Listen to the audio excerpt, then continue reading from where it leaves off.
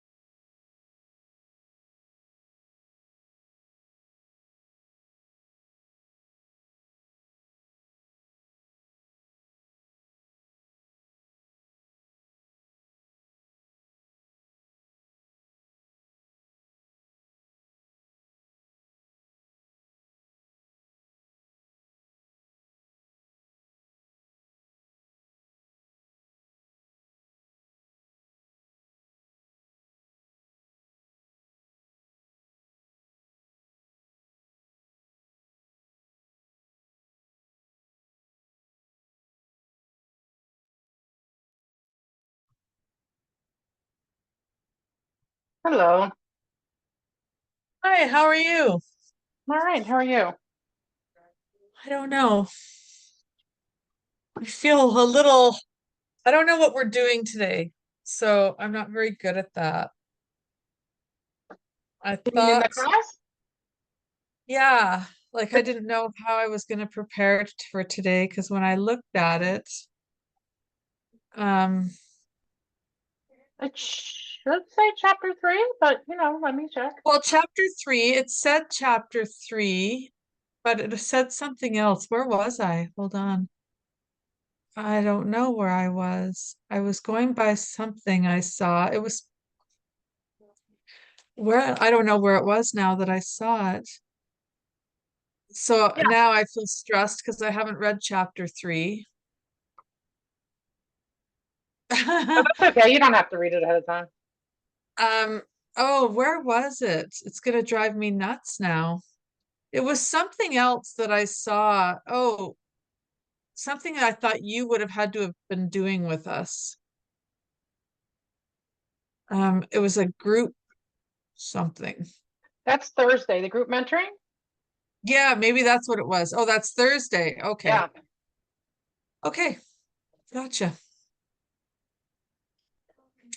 So I guess I should be printing out number three. And I just figured out today my vision and mission. Hey, I'm gonna shut my office So door. Hang on. I just packed my office because we're moving. We're combining households and moving up uh you and Delaware. Mike are? Yeah, we're moving. So I have a house here in North Carolina. I have a house in Delaware. So we're getting rid of the house in North Carolina, moving everything to the house in Delaware. So that's interesting because we've been living with double things for the past 10 years. So now we have to get Big rid of moves. stuff. Yeah, yeah. Yeah. Be closer to my Yeah. kids and my grandson. And my youngest is um, getting engaged. So I plan to have more grandkids. Oh, I need a grandkid. Yes, they are the best. Well, I feel like I'm never, oh, I will get one. He's still young. He's only 21, so Yeah, yeah. I keep telling my kids, I had my kids when I was young for a reason. I wanted to be a young grandmother. Well, I mean, I had my daughter when I was 20, but my son when I was 33. Oh, see, I was done all of them by the time I was 26, three of them. Yeah. So, I mean, I wanted to do that, but then my husband, got together with my husband and thought it'd be good for him to have a child. So here we are. Well, I mean, that makes sense, right? If Okay. I could, I would have probably had one with Mike. You see, yeah, that's kind of where I was at, right? Yeah, but I Okay, wasn't so trying that that's where it for him. is. when I Yeah. go here to the actual course, it has class 1, class 2, and then it says group mentoring 1, and then it goes to class 3. What are you looking on? I went to, that's why I was confused. So if I go to the courses, right, under, Go click on the course. yeah, and then it shows introduction and welcome, I class 1 see. introduction, class 2, and then it went to group mentoring, and I'm like, well, what am I supposed to be doing today? Yeah, now it's class 3. So I Okay, I gotta remember that's gonna change depending on the course schedule. So, gotcha. Okay, but yeah, it's class 3 for today. And then the group mentoring is Thursday. okay, gotcha. All right. Yeah. We had a book assignment today? No, that's for the Huh? course. No, that's for the course. Okay. We talked about that. The transformational Can you coach. tell I really don't feel very on the ball today? It's okay. We talked about that. That's the one that you want to read throughout the course, the transformational coach. You already got it, Yes. right? Yes. Yeah. Yeah, I got the book. It's right here. Yeah, we're good. Yeah. I just haven't read it yet. I'm supposed to do that, but I haven't. So And there's a suggested reading schedule that you can follow or not. It's up to you. I have that actually listed Okay. here. All So right. I do So you're have, ahead of the game. No, no worries. no, I have a binder here that everything is printed out in. And I have that all these notes and all this stuff. So I have that printed out here along with the assignment workbook, but I'm doing it online. Yeah. So, oh, shoot, paper. Hi, Rita. You're on mute if you were talking.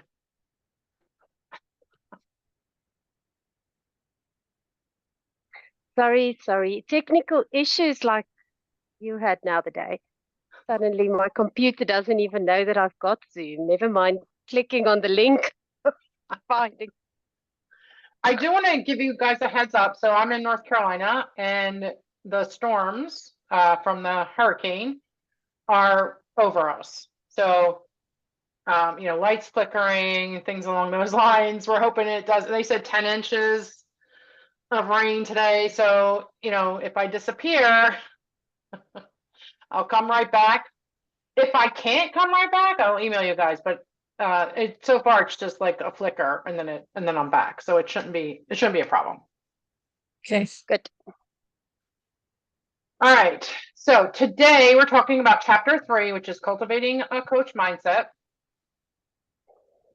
And then Thursday we're doing the group mentoring. So after we go over this chapter tonight, you're going to get the invitation to do the EIQ assessment. Once you take that EIQ assessment, and if you can take it before Thursday, like sometime tomorrow would be great. Remember, it only takes about 20 minutes, but I say give yourself 40, quiet, so you can, someplace quiet where you can take it and not be disturbed. And then in our mentoring, I will send you the reports. So if you get them done tomorrow, I'll send you the reports, or before our mentoring. I'll send you the reports before our mentoring, because I have to generate them once you take the test. It'll let me know that you've taken it, and then I go in and generate it, and it'll email it to you. You get the participant report, I get the coach report. The coach report, we go over in detail. You get an actual debrief hour just for emotional intelligence. Doesn't have anything to do with the course. And we go over, it's a credit hour, but we go over the actual results and talk through, the top 3 areas that we come up together that need, improvement, in some ways that you can do that. So that you schedule towards the end of the course, you schedule that one-on-one. Now, throughout the course, though, of course, we use emotional intelligence skills. So you'll see from your report, you'll see how things kind of connect when we're talking about emotional intelligence and core competencies. Okay, so Any questions about anything that we covered in the first two classes? No. And how are you guys feeling right now about content so far? I think it is much more comprehensive than what I did last time in my last course. Much more comprehensive, especially when it comes to the marker sheets. Mm. Like Awesome. that's really incredibly valuable. And yet I feel really overwhelmed by it. Feeling like, oh, am I going to get it in? Because I haven't coached in so many years and I feel so rusty. And I'm sure it'll come back after I start or attempt to coach. But I find for me, that's probably been the most valuable thing, yet the most petrifying for me at the same time. Well, you got a whole, 3.5 months to integrate those markers into your coaching. And using the framework is helpful. My framework is designed to tie right into the PCC markers. So, just using that as a loose tool is helpful. But yeah, and today what we're going to do is we're going to listen to a recording and then I'm going to show you how it was scored. So you're going to see like the text and the feedback that was given specifically for that recording that we're going to listen to. So that'll help you tie the things together as well. Thank you for that. Rita, how about you? Yeah, this is it's so funny how the universe works. That the two of us are in this cohort. We're in the same boat. We have the same insecurities, and I also feel with you tying everything the whole time through the PCC and what the scoring sheet looks like, it just kind of highlights the core of it all, and I think it is very well thought. I printed that table that you sent, you know, comparing the three levels. Mm-hmm. I really enjoyed reading through that. And then I agree with Christine. It's like, oh my word. Will I ever get the scores? Yeah. So the other thing though is also don't focus too much like on the scores. I give you that so that you can see the markers, not so you can say, oh, I need to get 100 or I need to get, Yeah. it's really like how I want you to connect how you hear the coach in our observations, coach connect those competencies and even emotional intelligence. And then this way, when you're coaching and we give the feedback, you can, it starts your brain with making connections, right, to those core competencies. That's the purpose of it. But yeah, don't get overwhelmed. You have plenty of time. Next week, you actually start coaching. Christine will coach Rita on Tuesday, and then Rita will coach Christine on Thursday. And Lori is actually going to be here with you guys to do she'll be teaching those classes, and she'll teach the next week as well. I'm on vacation. So she'll teach the next 4 classes, and then I come back on the 5th class or whatever. So you'll get feedback from her. She gives me a copy of the form, so I get to see the progress that you're making, and then I get to see the next coaching session. I can start to compare, and that helps with the mentor coaching, right, to get you guys ready for the actual ICF part of it, afterwards. So yeah, I'm glad that you guys find it helpful, and it should all gel together. Yeah. At some point. And I just want to say what really is changing for me with getting comfortable is the reading material. I got stuck into it this last 3 days, and I finished chapter 1, and with every single mindset shift, it was like, wow, let me stop, let me reflect, I think, yeah. So it does come together. Yeah, it's amazing. Awesome. All right. I love it. Okay, so well, let's dive into it. I'm gonna share my screen.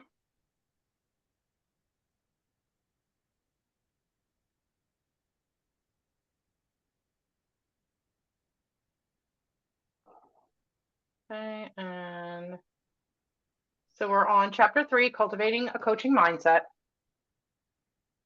So what exactly does it mean to cultivate a coaching mindset? Basically, it's that we commit to growth as coaches, that we dedicate, we're really dedicated to learning for ourselves and for our clients, and that we focus in on empowering clients. It doesn't matter what type, what niche your coaching is, what type of coaching you do, really just looking at how do we empower the clients through the coaching process. And, we foster an environment where clients can unlock their own potential and really direct their own path, right? That's the whole thing. We want them to be in charge. We want them to steer their own boat. We're just here to help them along the way in order to be successful in whatever it is that they're trying to achieve. Now, we also, in this course, we integrate emotional intelligence. And as coaches, the most successful coaches have the highest EQ. And so when you incorporate emotional intelligence in your coaching, it becomes really easy to be effective in your coaching. So we use what's called the EQI 2.0 model. And that is also the assessment that you're going to be doing is the EQI 2.0 assessment. And I am actually certified in that assessment. And I'm, certified in delivering the results and coaching that towards improvement on that model. But this model actually helps us to really deepen our understanding and help us to apply emotional intelligence with the core competencies in our coaching. They go hand in hand. They work really well together. You're going to kind of see that as we go through the chapter. And then, of course, through doing these things like incorporating emotional intelligence, commitment to growth, dedicated to learning, focusing in on empowering clients, when we put this all together, it helps us to connect with our clients better, understand their needs, and guide them through personal and professional development with empathy and insight. And guide, I say that sparingly. Guiding meaning we're facilitating the conversation, we're not leading, right? So it's different. The client is leading. So what is emotional intelligence? Emotional intelligence is a set of emotional and social skills that collectively establish how well we perceive and express ourselves, how we develop and maintain social relationships, how we cope with challenges, and how we use emotional information in an effective and meaningful way. And the tool can be really instrumental in helping us with personal, professional, or organizational development. So some ways that it can be applied, employee selection. So, it's really good for like headhunters, HR people, directors, anybody that has a hand in selecting employees, because it can help identify candidates who have necessary technical skills or other types of skills, but also they have the emotional competency to thrive in a team environment and that they can adapt easily to different company cultures, which can be tough sometimes. So if you're coaching people that are in leadership roles or HR roles or anything like that, this will be helpful that you have this knowledge to be able to help them in the coaching process. But the assessment or using emotional intelligence can assess qualities like empathy, emotional self-awareness, interpersonal relationship skills, things that are really important for work environments. It's also really good for self-awareness. So it's a foundation for personal growth and effective interpersonal relationships, helping them people to understand their emotional responses and triggers, leading to better self-management, self-regulation. And then the increased self-awareness can also improve communication, decision-making, and stress management. It really covers all these things. So it's so versatile. It helps with succession planning. for leaders that are, looking to motivate teams, to evaluate candidates to, take over roles or take over companies or what have you, take over teams, because it can help predict leadership and initiative, assertiveness, independence, those things that you want your future leaders to have. It helps them to see if they're well-rounded and if they're emotionally competent.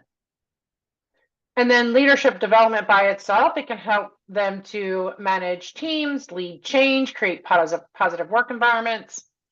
It can also help to pinpoint areas for development, such as how do leaders understand their emotional expression and interpersonal relationships, and that can be leveraged to become more effective leaders, role models. I saw a meme, I forget what the exact words were, but it was something like, you can tell who the leaders are with high emotional intelligence because they know all their employees' names.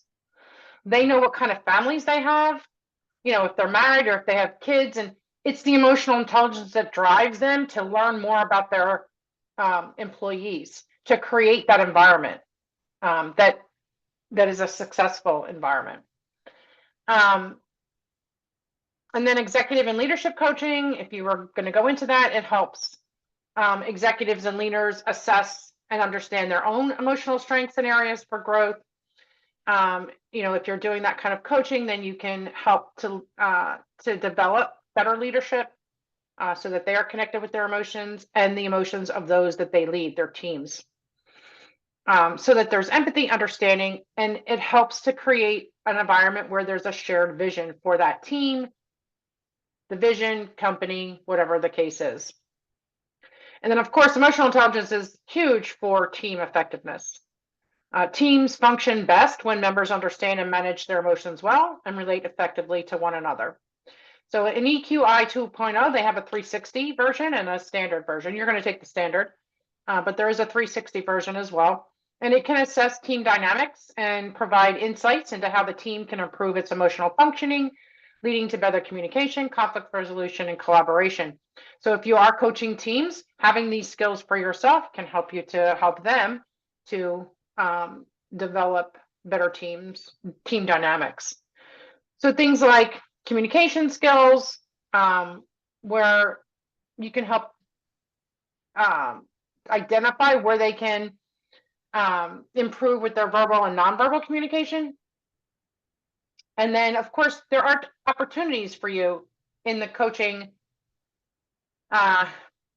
process to help them to read a room or understand their other people's emotional cues or respond appropriately. Of course, that teaching really is the questioning that we provide to help get the client to see what would best be used best in those situations. But also, sometimes we give resources to our clients, right? And so when we're looking at, if you were doing team coaching, there would probably be some resources that you would give for that team.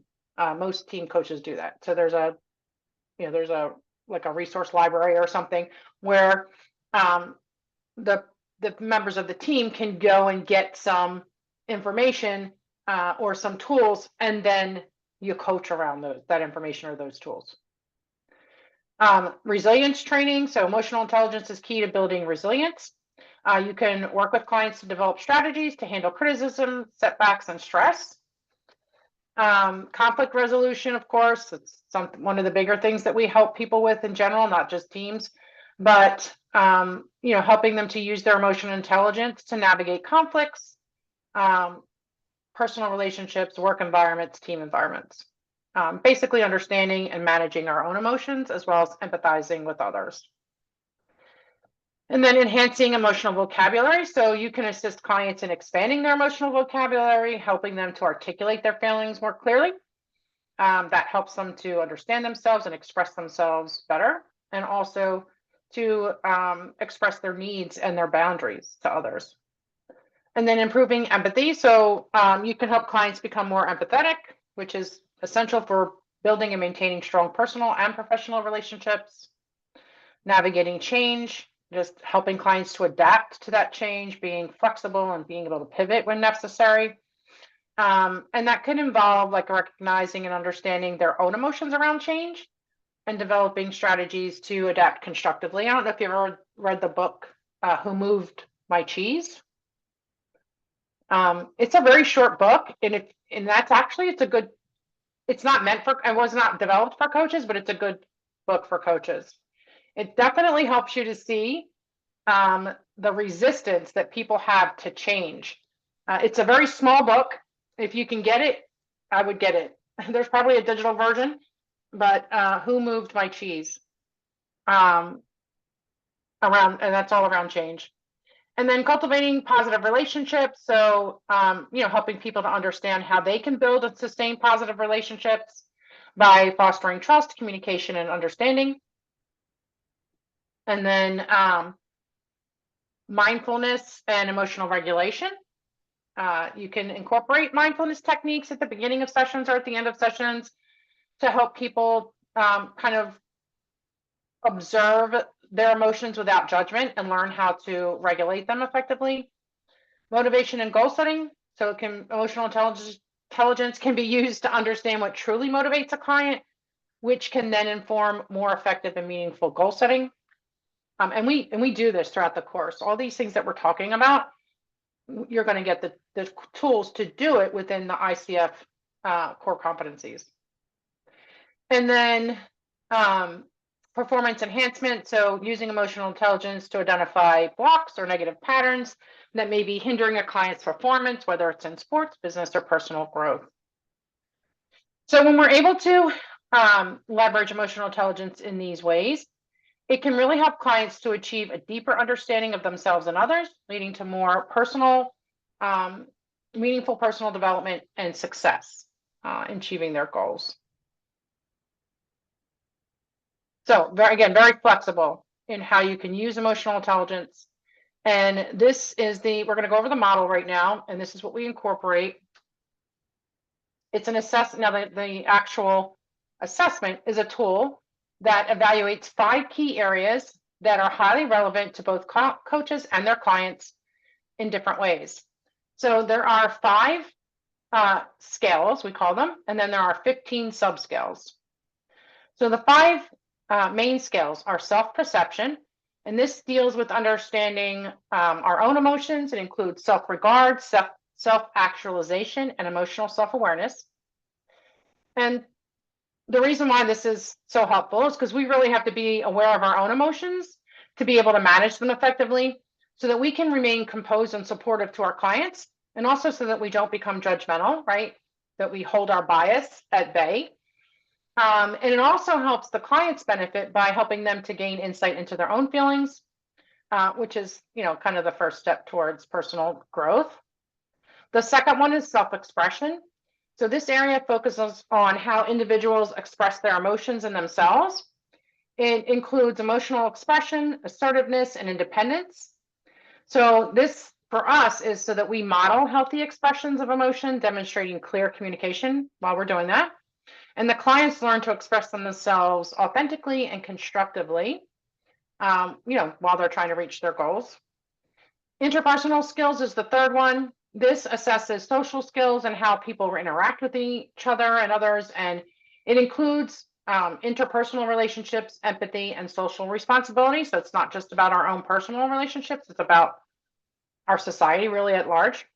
And we use these skills to build trust and rapport. Clients improve their own relationships and empathy for personal and professional interactions. And then clients improve their own relationships and empathy, which is vital for personal and professional interactions as well. And then decision-making is the fourth one. And this looks at how do we use emotions in our decision-making process. It involves problem solving, reality testing, and impulse control. We apply these skills to maintain objectivity and help clients make informed decisions without bias. And then it helps the clients as well to learn how they make their own decisions.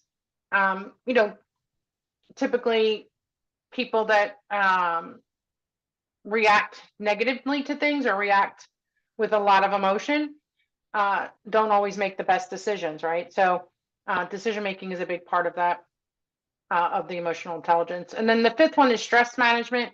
This is really how do we cope with stress? It includes flexibility, stress tolerance, and optimism. This helps us to handle stress to be more effective in our roles. And this isn't just for clients, right? Like the more that we do these things in our personal life, the easier it is to make it flow over in our businesses, right? So it is for our personal development as well as the development of working with clients, all of these. But clients learn strategies to manage their own stress, leading to better overall well-being.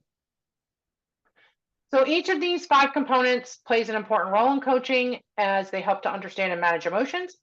And when we understand and develop these EQ competencies, it helps us to have better coaching skills, better coaching success, and then an extension is for our clients to be more successful. So again, here are the 5 main scales: self-perception, self-expression, interpersonal, decision-making, and stress management. And then underneath each one, there's 3 other subscales. So self-perception is self-regard, self-actualization, emotional self-awareness. That's pretty blurry, isn't it? Let's see if I can get that clearer. And then self-expression is the emotional expression. I can't even read it. Huh. Yeah, I'm gonna have to get a different. Do you guys, is that how you see it as well? Is it that blurry? Yeah. Okay, I'm gonna try and get a better view or a better picture. But basically they're listed up here as well. Flexibility, stress tolerance, optimism, problem solving, reality testing, and impulse control. Interpersonal relationships, empathy, and social responsibility. Emotional expression, assertiveness, and independence. And then self-regard, self-actualization, and emotional self-awareness. So those are the 15 subskills.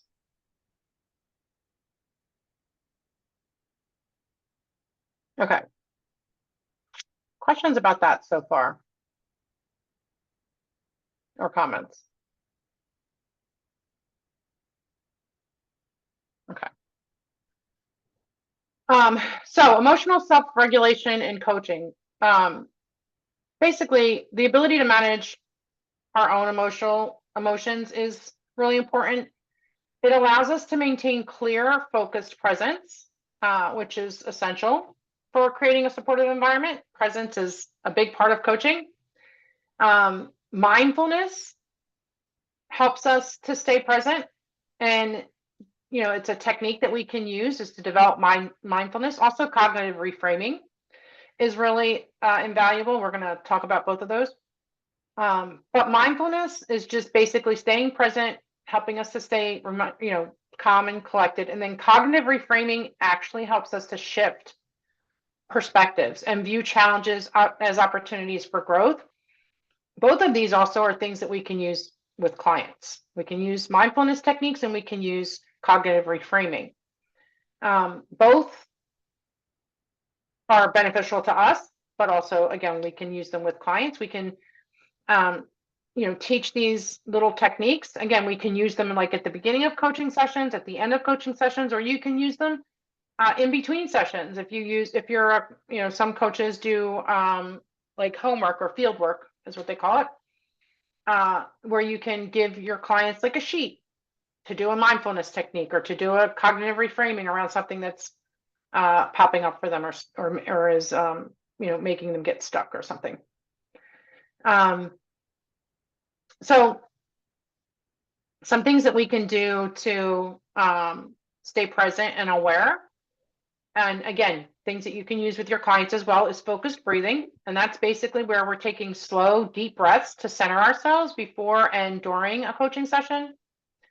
Mindful listening, where we're paying full attention to the client, not just to the words, but also to the tone and emotions behind them. Also body language or voice inflections, that can also be part of mindfulness.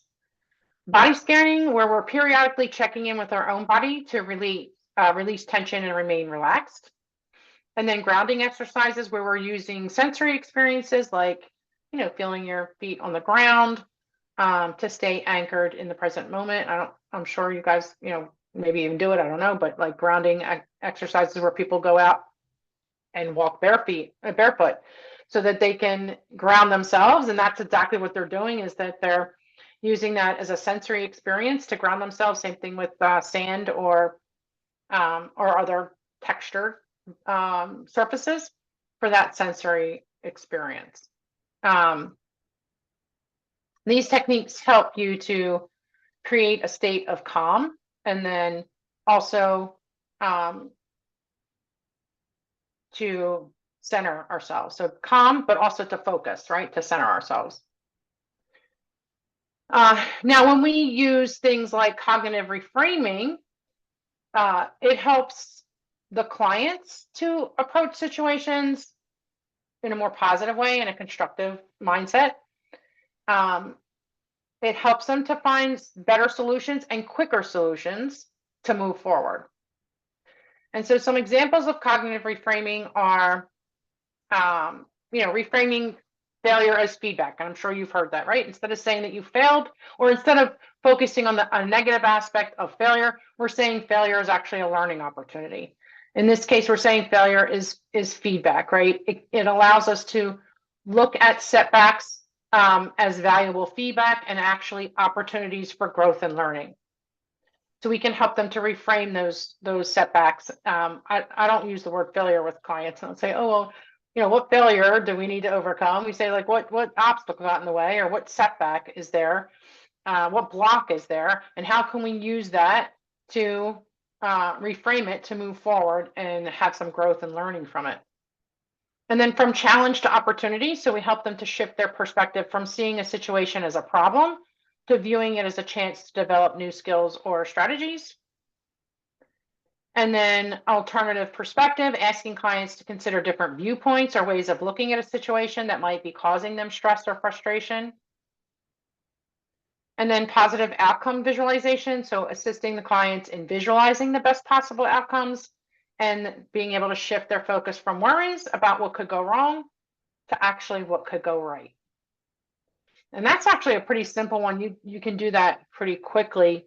When I have a client that's focusing in on the negative, the negative things that could happen, I just say, oh, yeah, so you have a pretty good idea of what could go wrong, but what happens if it goes right? What happens if it's successful? Like, just asking that question makes a really big mindset shift, right? So now they have to focus in on that and say, oh, well, if it happens, then I feel like yada yada, or oh, that would be great, this would happen, or that would happen. And so now you've actually reframed that thought for them. Okay, so we have some, well, first, before I get to the exercises, do you use any of these already? Mindfulness or the reframing? Yes? Yeah. Anyone in particular that stands out that you use the most? So one of my favorite ones is literally coming with me since 2012. I had a client that it was really difficult for her to ground. It was really difficult for her to, and in the end, we came up with the solution of hand cream. And here's my bottle of hand cream till today. And I just felt the soothing on your hands and the smell to immediately draw you out of whatever is presently at that moment there. And just activating the olfactory, because it's not always possible to go outside or to ground. So the client is still in contact with me, and she became a grandmother last week, and I got my photo of her grandbaby. And I said to her, please buy our grandbaby the most awesome piece of body lotion that you can find and send him my love. So it's just a very, very sentimental and a very effective thing for us still today. Awesome. How about you, Christine? Well, I haven't coached in a long time, but so I haven't used any of these with clients, but I do use them in my regular everyday. My husband's a pessimist, um, very much a pessimist, and it's always, well, what could go wrong? And so I do that a lot, and we discuss, well, what could go right? And yeah, only in my own life, but I use the cognitive reframing um much more so than the self-regulation. Yeah. Yeah, and that's important, right? Like I said, these are things that are important for us to use first and help ourselves, and then it's easier to use them with clients if we're going to use them with clients. But it's, this is about our growth as well, especially this chapter. It's focused on our growth as well, because the more that we grow and the more open we are to different things, like improvement in these different areas and these different techniques, then that actually helps our clients a whole lot more. So definitely using some of these for ourselves. I actually use the visualization a whole lot. I use the reframing, and I use the mindfulness listening, and then I definitely use grounding exercises. I'm a barefoot person if I can be. Anywhere that I am, if I can be barefoot, I use that that sensory technique to ground myself and to center and focus. Okay, so we have a scenario here where the first one is an overwhelmed new manager. So a client has recently been promoted to a management position. They express feeling overwhelmed with their new responsibilities and doubt their ability to lead effectively. The client says, I feel like I'm in over my head and I'm going to let everyone down.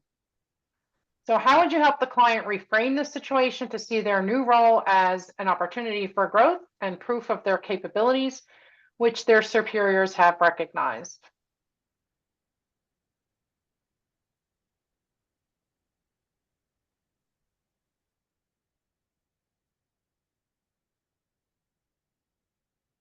Anyone? Yeah, I'll go. Um, I would probably ask them to go back to a time in their life where they struggled in an aspect like this and they excelled. And I would probably get them to go back to maybe how they felt at that period of time.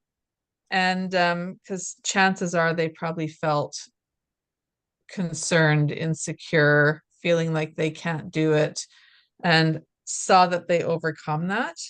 Um, yeah. Okay. Rita, how about you?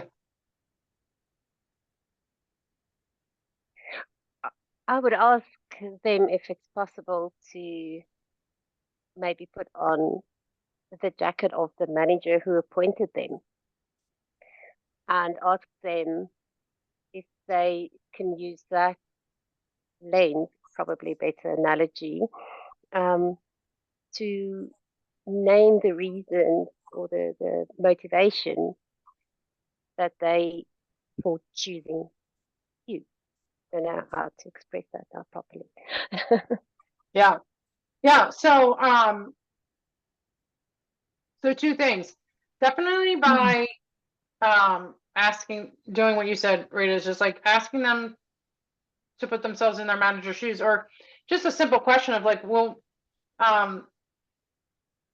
what do you think your manager feels about you? Or what do you think what do you think your manager's opinion is of you and your capabilities? They're the ones that gave him the raise, right? Or the promotion. So helping them to tap into what was the things that they saw, right? Well, what do you think your manager saw in you that they actually gave you that promotion? Or using an exercise, putting themselves in their manager's position. Those are the easiest ways to get the client to actually sit back and think and develop some reframing, really. And so asking those type of questions, and then also maybe just taking it a little bit further and saying, what are some positives, or what's some growth that happened in your previous position before you became the manager that your supervisor saw, or your manager saw, or something. Again, to get them to focus in on the things that they've done well and help them to transition that to their that mindset to the new position on being a little bit more confident.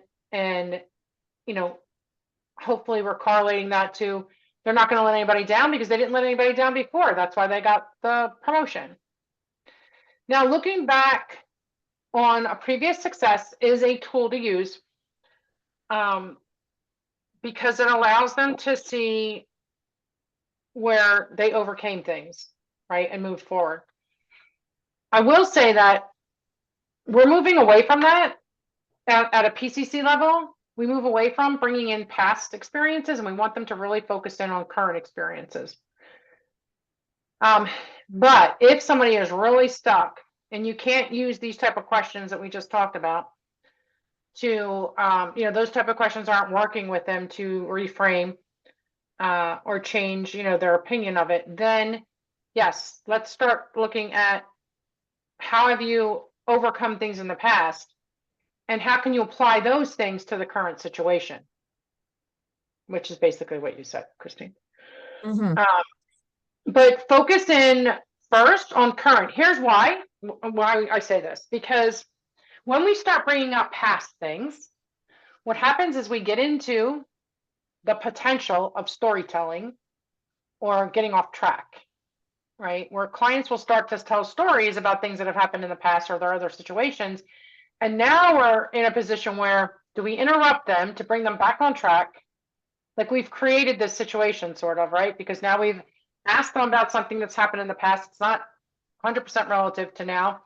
We want them to see that there was something that happened there that shifted, and we want them to apply it to the current situation, but it's going to take them time to get there because they're going to have to explain it to you, right? They're going to have to tell you that situation and explain it to you. That's going to take up time in your session. And how much of that is beneficial?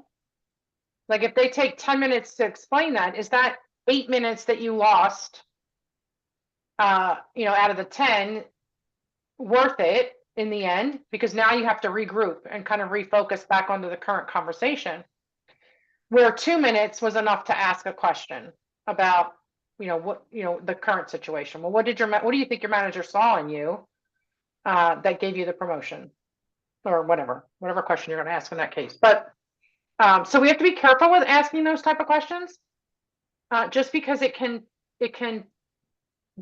cause a distraction, and then it's up to us to make it go back on track. So we just want to be careful of those. Does that make sense? Mhm. I think what I've struggled with a lot, and it's kind of what I'm going back to in my mind with old clients that I dealt with. I think in asking them questions like that, like, what do you think your manager has saw in you, to promote you? I find I get a lot of things like, or I used to get a lot of things like, well, I don't know. Well, how am I supposed to know? I'm not my manager. If I knew that, I wouldn't feel in the position I feel right now. And then so I'm not really sure where to go from there. Yeah, so that can be difficult. And that usually means that somebody has, like, there's another underlying issue that we're not really seeing, or they're not really identifying. But there's different ways to handle that. The main thing would be, something like, well, first of all, what was the discussion around the promotion? Right. And let them tell you what the points were that the manager brought up, or whoever brought up about the promotion. And hopefully there's stuff in there they just didn't pick up on it. Like, then when they start thinking about that conversation, and they're like, oh, well, they said this, this, and this. And then that's what you can focus in on. Like, oh, okay. So then, they did acknowledge that you had, good skill in here. Or maybe they say something and they didn't really take it as a compliment, or take it as something that was a strength, and they kind of just blew over it in their mind. And so then you can say, oh, well, but okay, so the manager said such and such.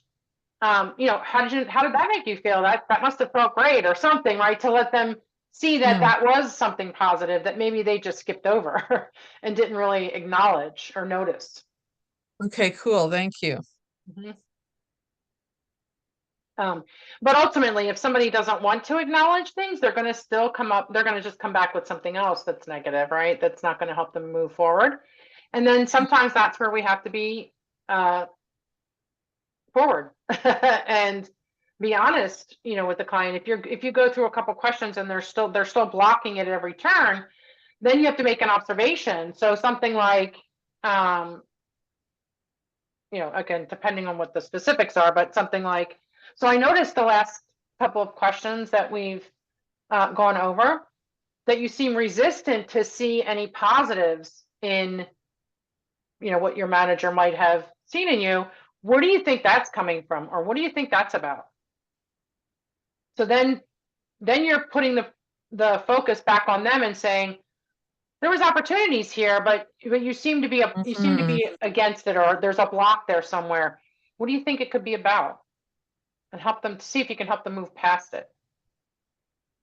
Okay. Okay.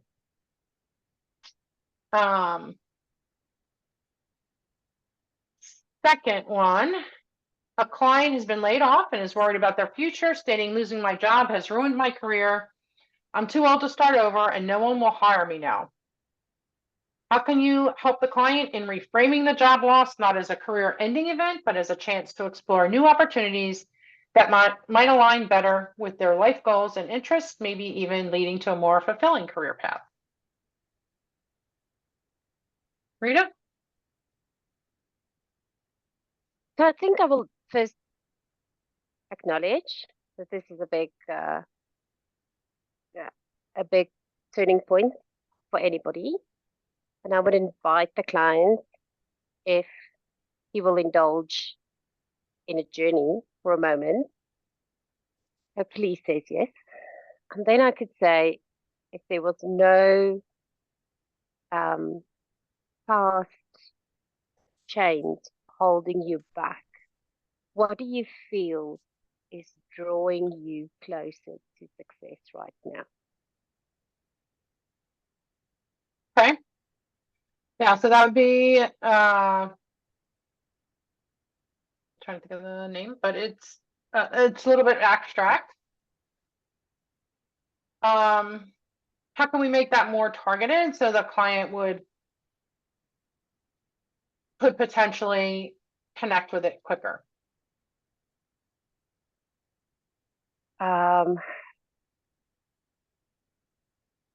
Could a question like, is there anything you've ever wanted to do that you always felt you didn't have the opportunity to do?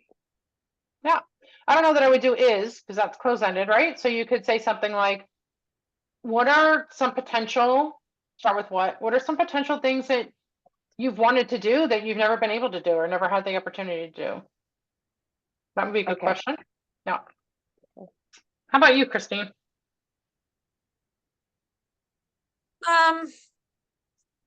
Well, I would ask them to probably explain, well, I would say, how has losing your job ruined your career? I mean, they can go get another job doing something, doing the same thing. They don't actually have to change their career.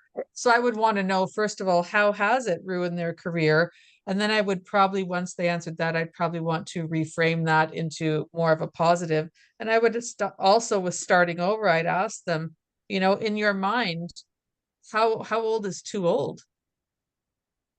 Yeah, imagine if you would ask the first question in this scenario, then they would say, well, being too old is really career ending. Is in this job, I'm too old for this job. And I'd probably also be asking, have you ever heard of anyone else who has changed their entire career or gotten a new job older than you currently are? Yeah. Then there's probably resources out there for older people getting new jobs as well that you could Mm-hmm. maybe reference. you know, and how do you know if someone will not hire you? What gives you that idea? Yep. Yeah. And then once I gain more information from them, then I can help reframe that information that I'm receiving. Yeah. Yeah. Those are all good questions, both of you. So I think another thing to think about is also kind of going back to, if the kind of question that I would ask is this, I would say something like, in a perfect world, what would your ideal work life look like right now? And maybe even expand on that. In an ideal world, what kind of work life would make you really happy and be very fulfilling for you, something like that? Because now we're taking the focus off that job that they lost, which it could still be that position, like that the work that they did could still be the thing that lights them up, but now they're not looking at it under the lens of that particular role in that particular company or what have you.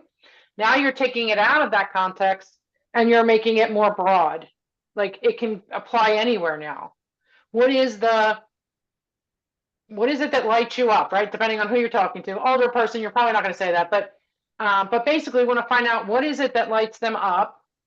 What would be that perfect kind of unicorn job or work life?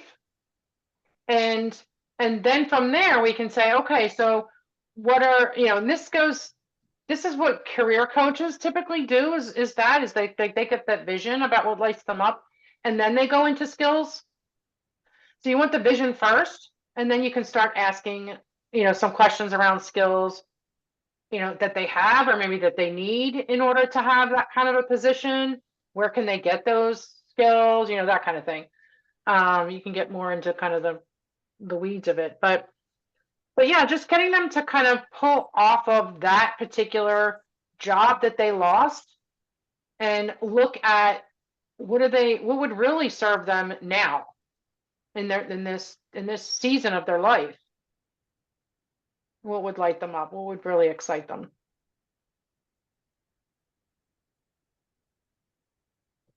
Okay. And then next part here is developing a growth mindset for coaching. So basically a growth mindset was coined by the psychologist Carol Dweck. If you have not read the book Mindset by Carol Dweck, that is another book that I would recommend. And it's for anybody, but it speaks particularly well to coaches, consultants, service providers. And that is also, it's a small book. It's not too big, and it's on Amazon. But basically, it was a phrase that she coined that refers to the belief that our abilities and intelligence can be developed through dedication and hard work. Meaning, so there's a growth mindset and then there's a fixed mindset, right? So the growth mindset says I can learn and I can grow. And it doesn't matter what I was born with, right? We all have innate kind of talents and abilities, but we can, even if we don't have that, we can develop other skills. Even if we don't have that innate ability, we can develop to a certain extent, right? Not saying it's not this, it may not be the same scale or whatever, but it doesn't matter. It just means that we can learn.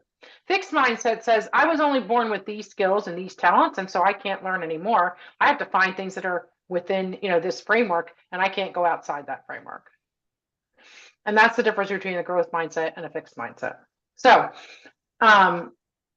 basically, having that growth mindset is understanding that it's not talent alone that gives us success. You can have a ton of, and I'm sure you've seen this, or either personally or even like in stories and whatever, TV or whatever you call it, but where people have so much potential, right? Because they have that natural talent, but they don't use it, so they're not successful.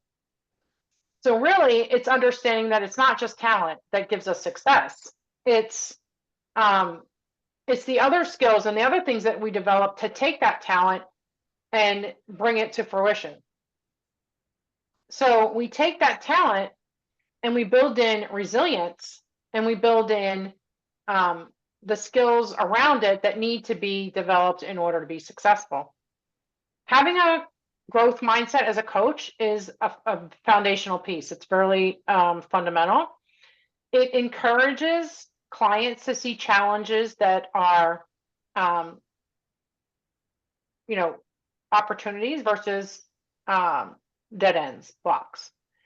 And when we have a growth mindset, it helps us to empower clients by helping them to shift from a fixed mindset, which I just explained, where we're looking at limiting beliefs, limiting ourselves, to looking at the potential progress and possibilities. It's really about possibility, right?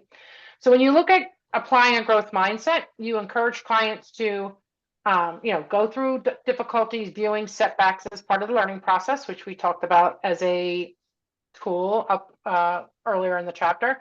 And it helps clients to celebrate their efforts and strategies rather than focus specifically on results. Results are great, but the journey is just as important as the end result, right? So how we handle ourselves, how we perceive ourselves, how we react to different situations, we enjoy the journey as much as the end, then it takes the focus off of the end and more so on the efforts that we're putting into it. And that usually means that people are happier. If we're looking at the journey versus the end result, it creates a happier life. Of course, the end results being good are great too. They add to it, but not everybody can always have success, at the end of a journey.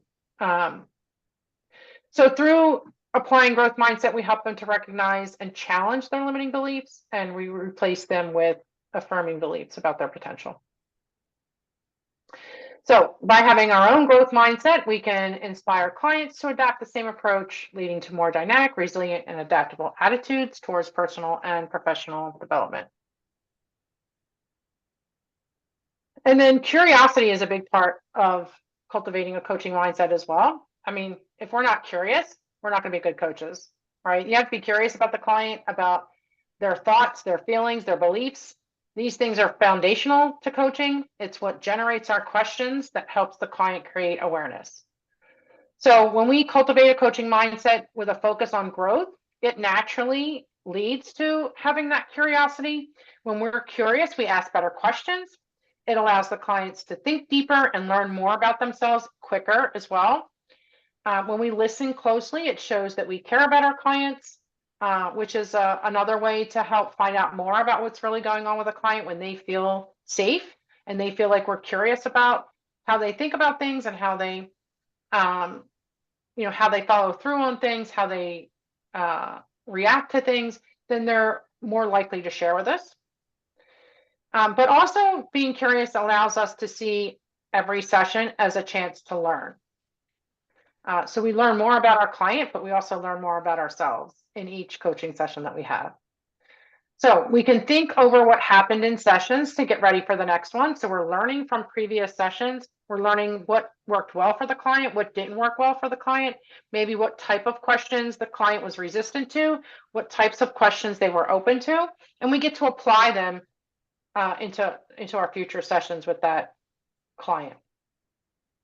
And then we can also look at, we learn about situations where clients were successful. We learn what were the core things that really pushed the client forward and how can we apply them into future sessions, like that information that we learned. How do we apply that into future sessions and towards the client's future goals? And basically, because we're going to ask questions that will connect them to that success or connect them to that action or that belief or whatever it is that helped to drive them to be successful. And then, of course, by being curious, we help clients become curious. If we're curious about the client starts to see that, right? They start to see a pattern of that you're curious about them, the types of questions that you're asking. It makes them become curious about themselves. And then in turn, hopefully that helps them to be curious about those around them. And then when we are looking at, developing new coaching skills, it helps us to be committed to getting better at what we do. And basically, that's a big part of a growth mindset, that we're always looking to improve. And this all falls directly under the ICF core competency. So where we're looking to learn, we're looking to always develop our skills and get better at it, and then also help our clients to be successful. So there's a few things here that we can do to, to get our coaching skills, to increase them, to get them, to make them better, and also to help our clients grow more. And that's basically asking open-ended questions, which is a foundational piece of coaching. So we can encourage deeper reflection and learning by asking questions that can't be answered with a simple yes or no, or this or that, something that's not close-ended. They prompt the clients to think more broadly about their experience and their perspectives. Active listening. So by fully concentrating on what the client is saying, we are able to demonstrate curiosity about the client's thoughts and feelings.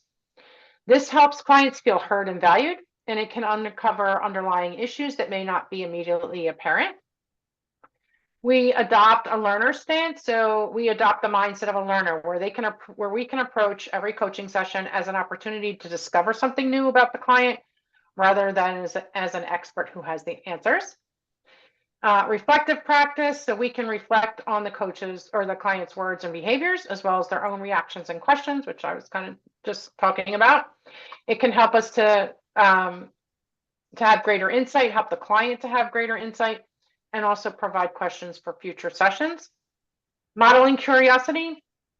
By demonstrating our own curiosity, we can foster a similar attitude in our clients, encourage them to explore and question their own assumptions and beliefs. Continuous education. So engaging in ongoing professional development and learning about new coaching methods and perspectives keeps the coach's curiosity fresh and demonstrates a commitment to growth. So by incorporating these, we can stay in a state of curiosity, which not only helps cultivate a coaching mindset, but also creates an environment of growth for both the coach and the client. So we have 3 different scenarios here that we're going to go over. So scenario 1, overcoming setbacks. So your client, Alex, has recently faced a significant setback in their personal growth journey. They failed to achieve a goal they set and are now feeling demotivated and considering giving up. Which response aligns with a growth mindset approach to coaching? So A, it's okay to feel disappointed, but let's explore what this experience has taught you and what can be done differently next time. B, perhaps this goal was too ambitious. Let's set smaller, more achievable goals. And then C, failure is a part of life and it's best to move on and forget about this setback. A. Now, I will say that this word here, let's, I don't know if I said this before, but let us is actually pretty directive, and I've stopped using that. So I think I'm going to actually change this text to remove that. I used to use it a ton, like let's do such and such, and I used to use we a lot as well. I said we in the context of, what are we going to work on today, or what do we? That takes the focus off the client when you use we. So I've stopped using we for the most part. Sometimes I fall into it, but I try to not to use it. And then the let's. Let us is a directive. It's saying, let us do this. So we're actually directing and leading. So I actually don't recommend that anymore. And I am going to remove that. I'm just going to make a note to remove it. So something to think about. A better way to say this would be something like, it's okay to feel disappointed, but would you want to explore what this experience has taught you and maybe what you could do differently next time? Instead of less. So you're asking a question versus being directive. Okay, so yeah, that was, go ahead. Now that's big, because I love the team thing. That's kind of how I run my family, saying to the kids very often, so what can we do about this? Um, I love the team feeling always. This is a big one for me. Yeah. Yeah, and it depends on the situation too. Like, okay, so your family, you are a team, right? Yeah. But you want to empower your kids. So, is it a situation where they've done something and you want them to grow from it? Then it's not it's not we. It's you. Mm. What could you do to improve this situation? Or what could you do differently next time? That puts the power back on the individual. So we want to empower them. And when we make it about us too, we make it a we, then we're taking that power away. Or at least we're reducing it. Mm.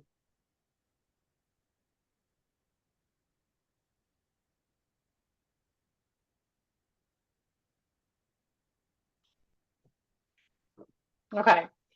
Scenario 2, challenging limiting beliefs. Your client, Mia, believes she is not cut out for leadership role due to her introverted nature. She's been offered a promotion that requires leading a team. So how would you as a coach with a growth mindset address Mia's belief? A, leadership comes in different styles and being an introvert can be a strength. How can we work on the skills that make you a successful leader? Again, the we. B, if you're not comfortable with the promotion, it's okay to turn it down and focus on what you're good at. C, let's find someone who can take over the leadership role while you support them behind the scenes. I'd probably go with A, but I'd change the wording to say, like where it says leadership comes in different styles and being an introvert can be a strength, I'd probably change to say, how would you feel about working on skills that would make you a successful leader? Yep. So just take the second part and not really focus on the first, which is, we don't have to make statements or observations. That's just if you were gonna make one. Then it really depends on your client as well. Like once you get into a relationship with your client, you'll know things that you can say and things that you can't say, whether or not there's a rapport outside of like the professionalism. But yeah, just how can we work on skills that will make you a successful leader? Or again, the we there. So it could be something like, what do you feel needs to be worked on the most in order for you to feel like you're a successful leader? Something where it just puts them back on them. But yeah, your question, we just don't want to use the we again. I'm going to take these out, the we's. But yeah, it definitely is A. We want to help the client feel empowered and, and not pigeonhole themselves. The other thing you can do is you can ask a question around, if you look at your office environment, who would you say are introverts that are in leadership roles?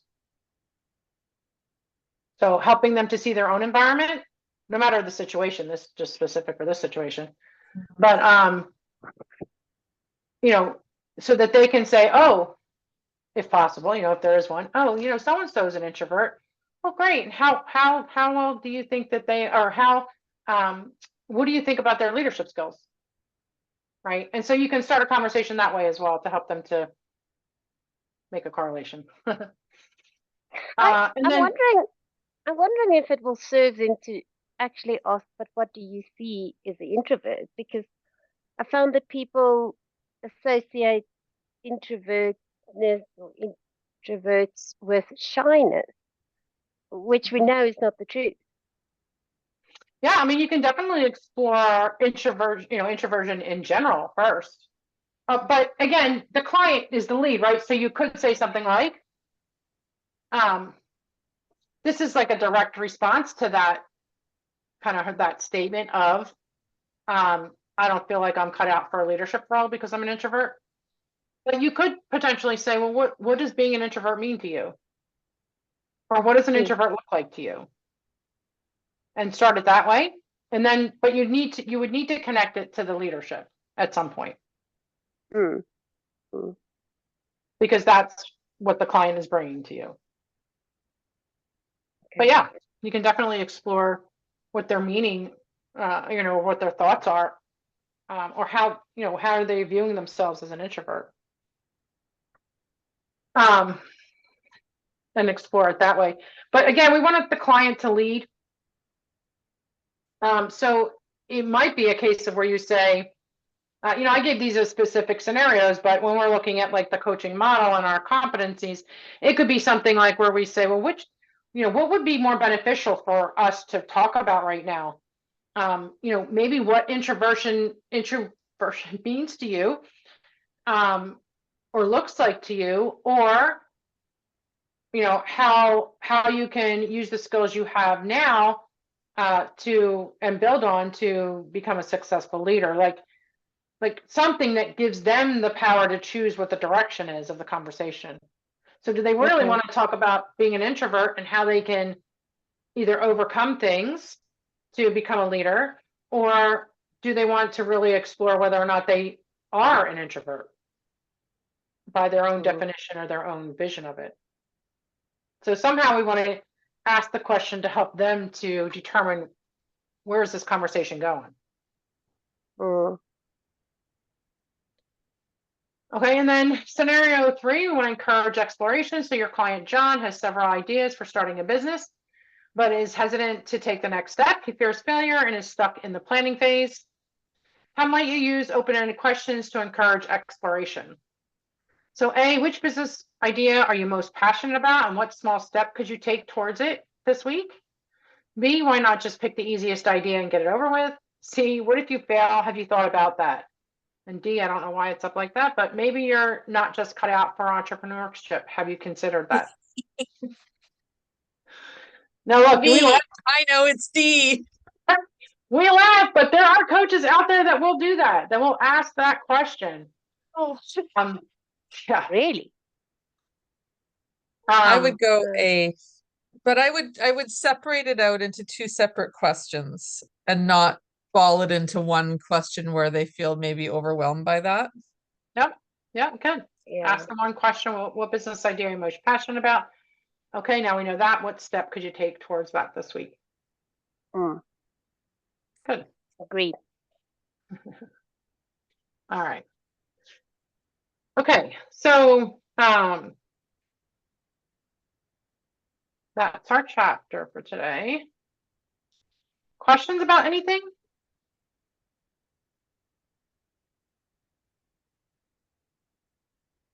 Okay.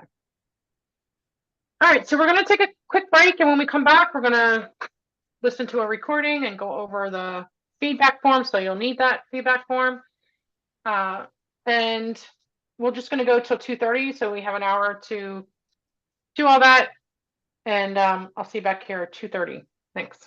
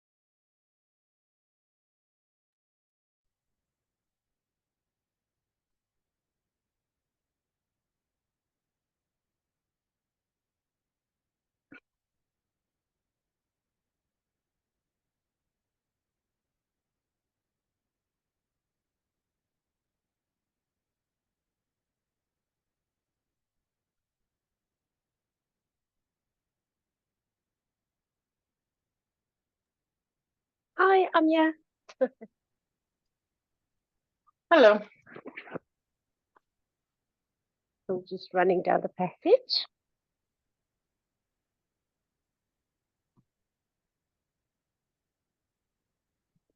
All right.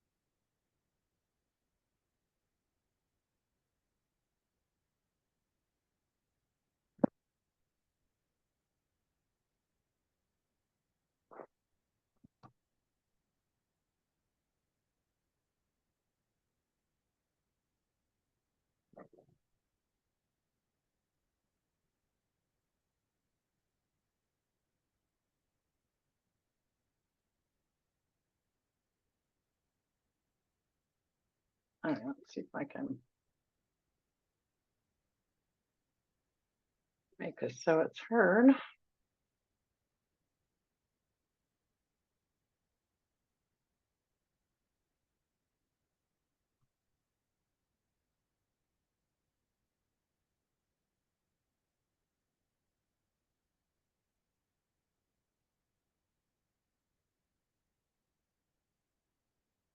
Barking, so I Oh, it's apologize. good to be here. I go on mute, full that's what's going Disclosure, on. my dogs. That's okay. No worries. Hang on, something else It's all is good. playing.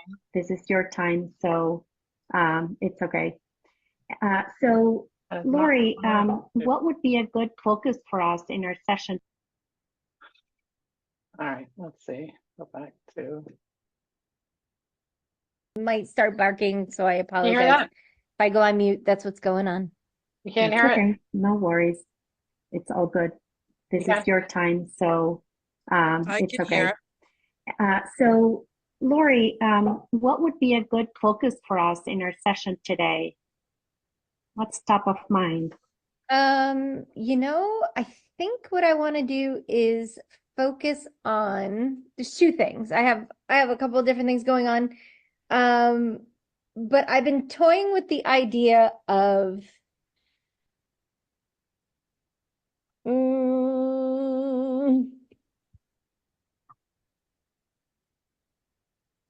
rebranding who I serve and what that looks like. I'm kind of in a lull right now where I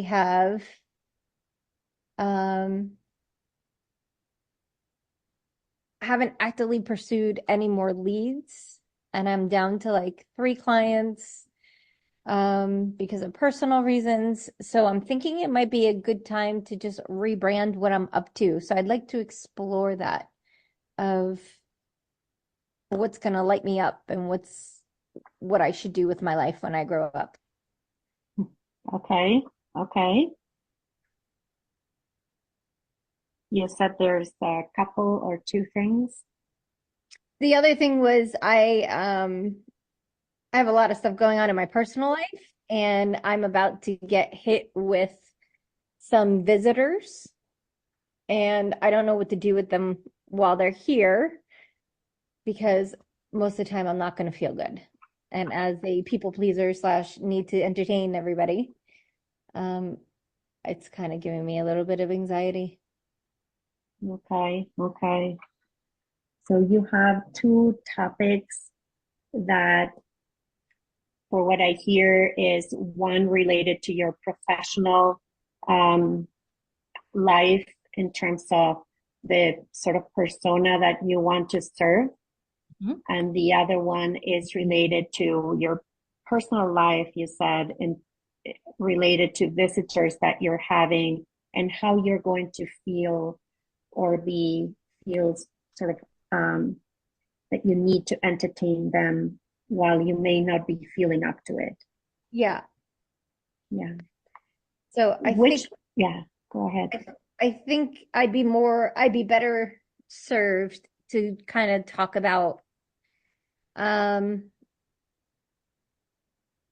more along the lines of my business and, once I'm baby steps to where I need to get to.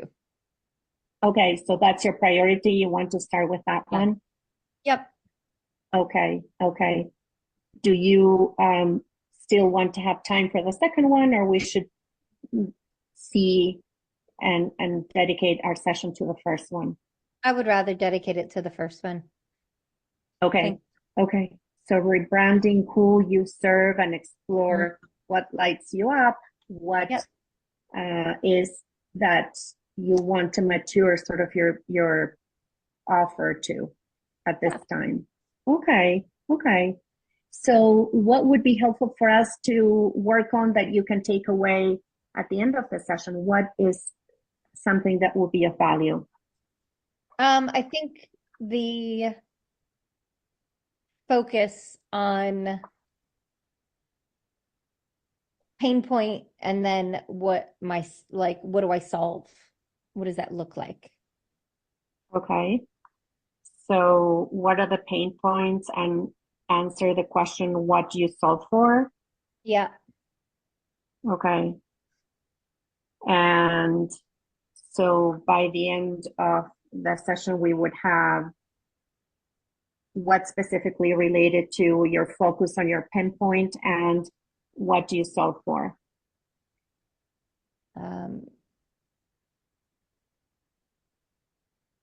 Yeah. What do I want to put out there?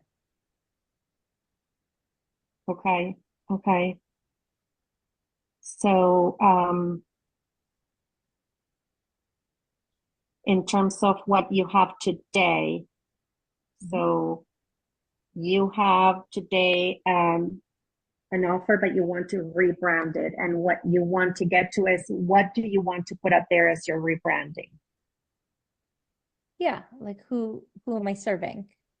Okay, so defining the persona that you're serving. Yeah, I'm sure. Yes. Okay. It didn't sound like that was exactly what you wanted. And I want to make sure that we work towards something that you can take away that would be helpful for you. Okay. Yeah, I'm just getting thrown by the word persona. So what do you mean by that? Oh, okay. So when you talking about who you serve, who, I'm thinking about the person the people that you serve. Is that, yeah? Yeah, thanks. Because Okay. okay. Yeah, perfect. Okay. So what specifically would you like to have around the people that you serve, or the person that you serve?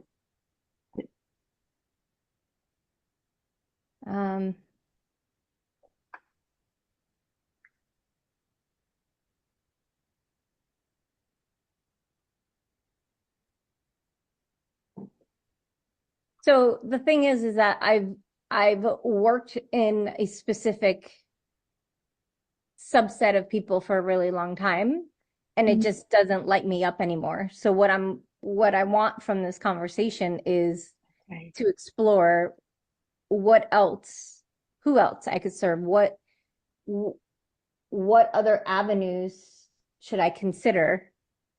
Like, and that's why I was kind of saying rebranding, right? Like if I'm putting out all this content, if I'm putting out all this social media, if I'm speaking to a specific client, then how do I want that to look? Because up until now, I've been doing one thing and it's just not really what I want to do anymore. And I've been struggling with this now for, I don't know, probably about a year. And I've kind of let it go. And, it's just, I had a lot of distractions and I was just kind of not thinking about it. And then today I was I recognize that maybe it's time to just shift the conversation. Okay. Okay. So this is important for you because what you're doing today doesn't, like you said, doesn't light me up anymore. It's you want to do something that lights you up. You want to see if there's something else that lights you up and explore that. Yeah, because if it's not lighting me up, it's not going to translate. I'm not going to convert. I'm not going to make any money, and I might as well not be in business to be honest, Okay. right? So I have, like, people can sense it, whether or not you're authentic or not. So I know I'm being inauthentic. It's why I've just kind of put a halt on everything. Besides not really having time, it's not really what I wanted to do anymore. I'm kind of tired of that conversation. Okay. Okay. So let's say that you get to rebrand your offer, that you get to figure out what are the people that you want to serve and how do you think you will feel? I think I would have more clarity as to my next steps on how to move forward. Because it's not for a lack of desire, it's not. I have a whole bunch of content that I know I could put out there. I'm just not, because I want to make sure I'm actually putting out the content I want to. Okay. Okay. So you will feel that you have more clarity in how to move forward. Yeah, exactly. Okay. Okay.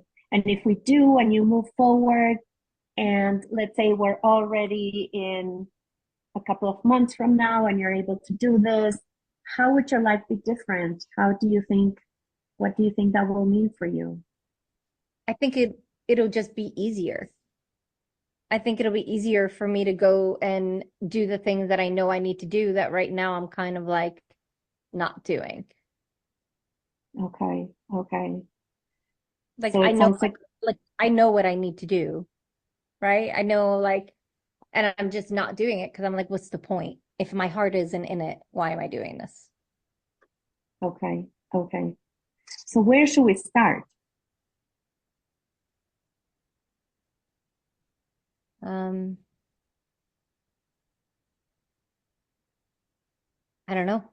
Where should we start? I don't know. Do you have any ideas on how to think about this rebranding that you want to do and um, these people that you want to serve?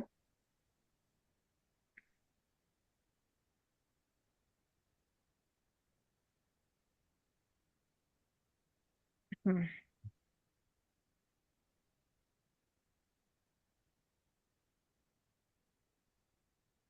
I guess I know what I can provide. And it's like, I don't know who I want to provide it to. Do I want to just focus on women? Do I want to have, so up until this point, I've supported women mostly, and it's been fine. Even it's been a odd, I guess it's been, let me back up and just say who my focus has been on is women, and what I seem to be attracting more is actually men that want to come and get some coaching around whatever they're dealing with, right? And so I'm like, okay, well, if that's the case, then it's my messaging. My messaging is off. If I'm attracting men instead of the women that I'm trying to serve, then it's what got me in this conversation of like starting to analyze what I'm up to. Right. Mhm, I've mhm. had twice the amount of men as opposed to women. So I just find it odd, right? Because I'm like, I literally speak to women and I have like, I'm like, okay. So I'm So, like, what am I doing? Like, what am I doing? What am I putting out there? And that's where okay, inquiry is. okay, okay. So, you feel there's sort of like a mismatch between the message that you're having in your brand and and the people that you're attracting, or the type of client you're attracting. Yeah, because my avatar, for lack of a better word, is going to be, 35 plus year old women. And instead, I'm getting 35 plus year old men. Okay, And so at first, avatar. yeah. And Yeah. so at first, I was kind of like, didn't know what to do with it. I Okay. kind of, turned them away, and then it just kept happening. So in my mind, I'm like, okay, well, if that's the case, then am I logistically thinking that I'm serving the wrong people? Should I be focusing on supporting men? Right? Like and that's why I wanted to have this conversation today, because it's just Okay. really odd for me, you know, to have that.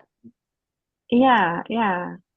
So your offer was geared to women at a certain age, but you are getting a type of client that consistently fits a different profile. Yeah. And Yeah. So, I analyze, I'm always first one to go inward, and I'm like, okay, well, what am I doing that's making this happen? okay, And so I just kind of, I don't know if I should just go with it, or if I should just kind of keep pivoting toward the women front. okay. So this is what we're solving for today would be helpful, right? Yeah. Because right now I'm Okay. not putting anything out, because I'm like, well, what am I doing? Who am I putting it out for? Yeah. Yeah. So, so by so now you have this question that you don't know if you want to put out content because you don't know exactly if you're going to attract the right sort of avatar of person that you want. By the end of the session, what should we have that would give you more clarity in terms of the avatar?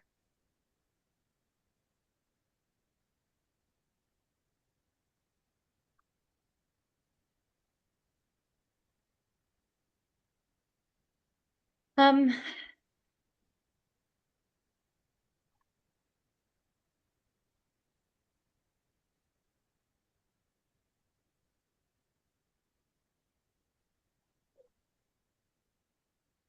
I guess I guess the question that I have is, why shouldn't I consider who I'm attracting? Right? Like, why am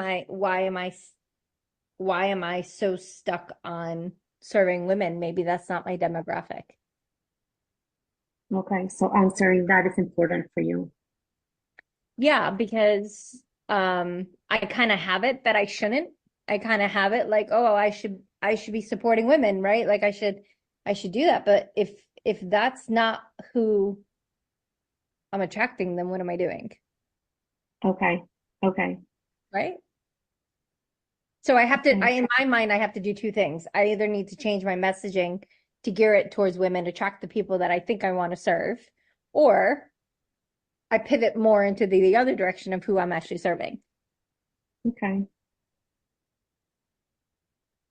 So I'd be happy to help you with either one of those questions and work partner with you on see how we can answer either one of those questions. Okay. Should we start by the content or should we start by the person, the avatar? I think I'd rather start with the person. I think Okay, I'd rather, you know, because I've identified this person down to the point of like the car that they drive, right? The clothes that they wear. Like I'm very clear who I'm speaking to. And so I guess, well, if I'm saying that, then the person is not really what I need. okay, okay. So, so maybe let's think about defining how you would define the alternative person that you want to speak to. What would that look like?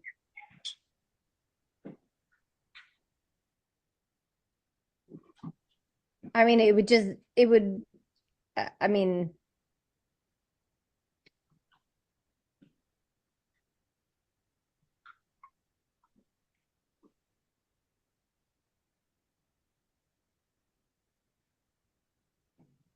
I think what I would rather do instead of doing that, because I know who I guess I don't mean to be difficult. I'm sorry if that's coming across that way. The people, I'm just, so I know my women demographic. I know exactly who they are. And literally what's happening is if you take that women demographic and just flip it to men, that's exactly who I'm getting. Right? The high performers, the go-getters, the entrepreneurs, the people who are interested in having it all, right? Like the people that are that they've done the work, they've done the personal development, they're interested in keep leveling up, right? I'm getting just like the women that I'm looking to attract to do that with. Yeah. It's just as a man instead. Yeah. Yeah. So something is coming to mind to me, and I want to share with you if it's okay, and tell me if this resonates with you at all. Sure. So you mentioned another topic that we're not working on today, but you mentioned the topic about having visitors and you being a people pleaser, wanting to sort of please the visitors and do things with them, but you're not sure you're going to be up to it. Is Yes. this related at all on how on this need to serve a certain type of client? I don't feel like I need to take on every client that comes my way, if that's what you mean. Like I Yeah, can, no, I it just can came say to no. my mind. Yeah, I can and have said no to specific people. I've referred them out. Johnny,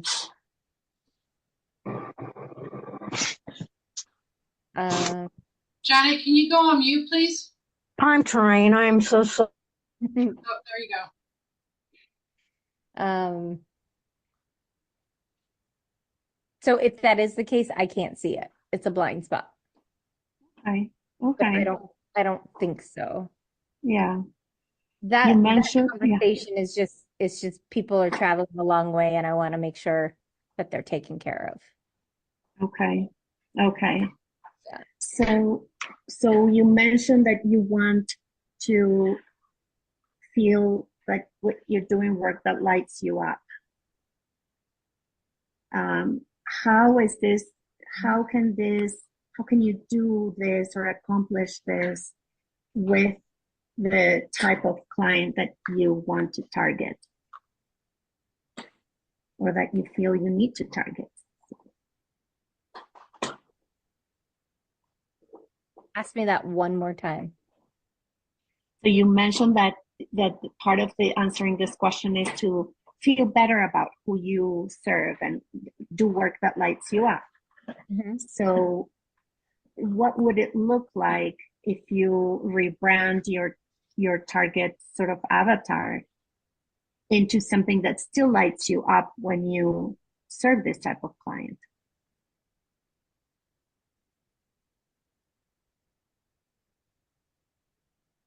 I don't know because I still haven't given myself permission that I'm able to switch.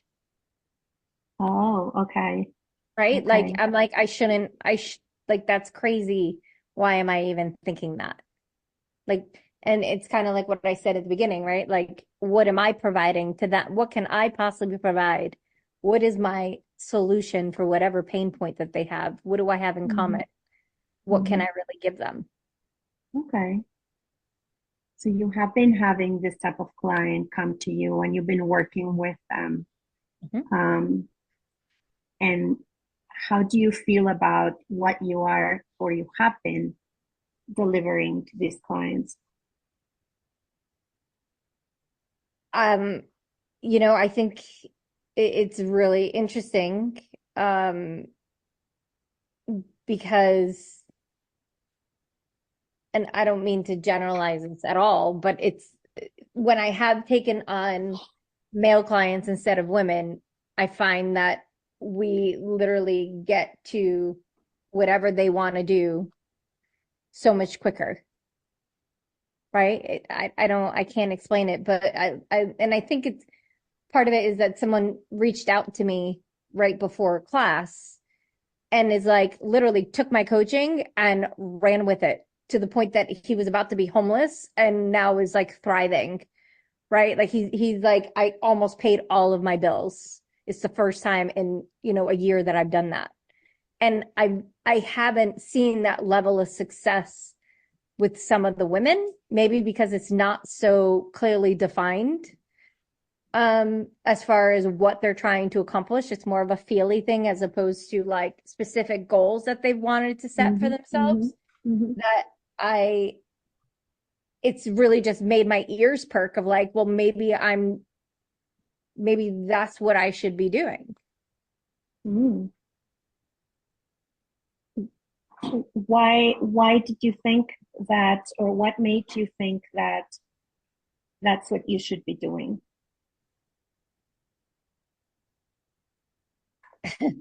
It's going to sound awful, but if I, like I'm working with this one female client, I've been working with her now for 7 months. I have not been able to move the dial with her.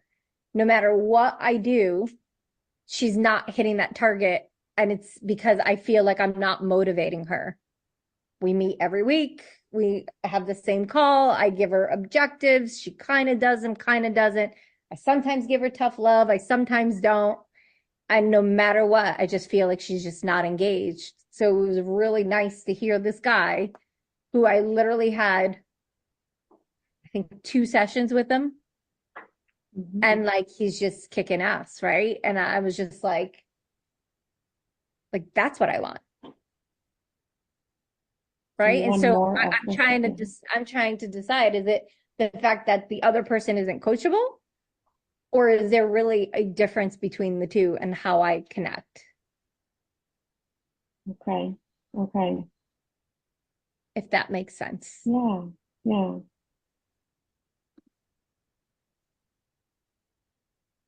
what do you think the answer is? I honestly don't know. That's why I brought it up. I honestly don't know, and I don't know if it matters. Why wouldn't it matter? Well, I'm sitting here trying to delineate and differentiate between 2 subsets of people. Maybe that doesn't matter.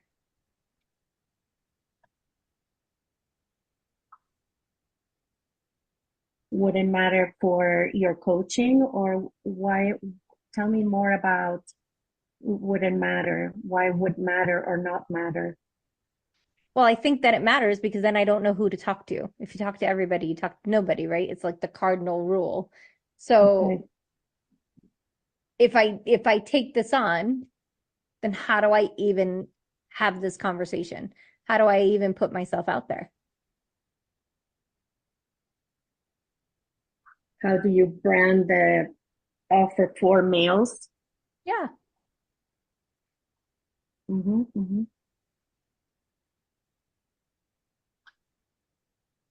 Okay. So what I'm hearing is that if you decide to switch your avatar, you don't know exactly how to talk to this type of demographic, client demographic. Is Yeah, no, kind of, not really. If I'm going to make the switch, the conversation is, do I make that switch? And then I will figure out how to speak to them. Or do I ride the middle ground of keeping both men and women? okay. So there are options. It sounds like you're seeing also a different option. Yeah. Okay. Should we explore maybe alternative options?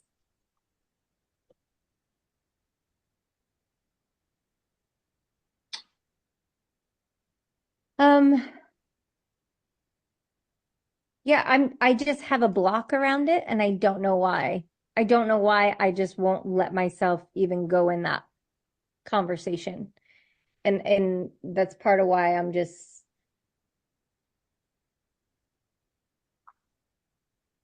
I honestly feel resistance within myself of even having that conversation, even though, and I don't know what's there.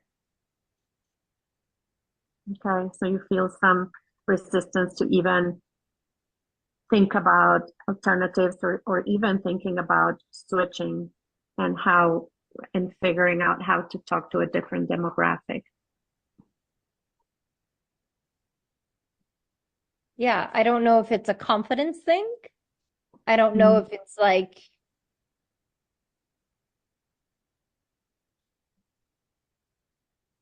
I don't know if it, I don't know. This is going to sound terrible, but it's like, okay, everybody is out there right now, like talking about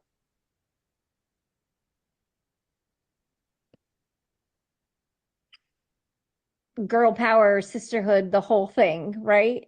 And in my head right now, I'm like, is that played out? Are there too many people trying to do that? Or did I have a bad experience and it's my experience that has it that way? And that's a whole different conversation, so we don't have to get into that, but that's my resistance. Okay. So is it, I hear maybe some disappointment about others talking about this target and possibly working in this space where you seem to not be able to hit the right note to get to because you're getting a different demographic responding to your message. Yeah. Yeah. So, And also other people in the space aren't always very authentic. And that's okay, my values. okay. Super Yeah. important to me. The thing I heard you say is it's important for you to be authentic. And who do you think you'd be more authentic with?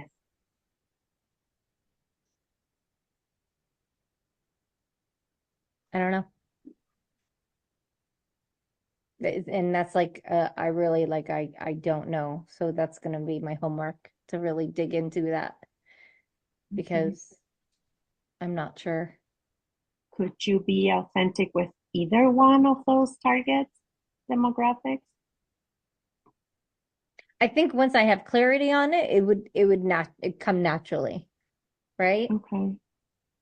Okay.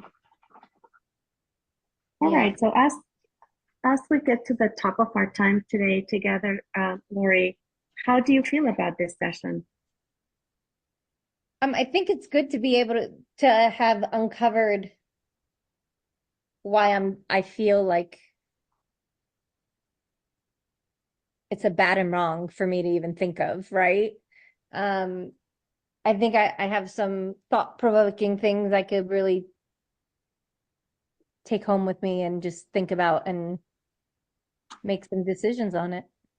Okay. What are some of those top main takeaways for you?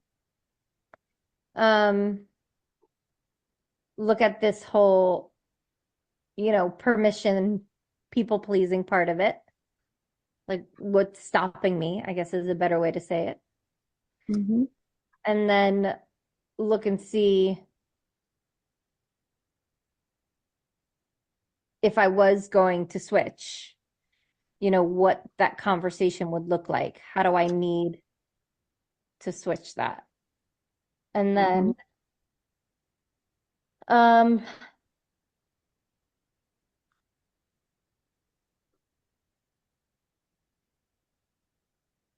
then maybe test it. Okay. Okay. Once I kind of am clear as to what I want that to look like, then put some feelers out there. Okay. That sounds good. And so, how do you feel compared to how you felt at the beginning of the session in terms of having clarity on how to move forward?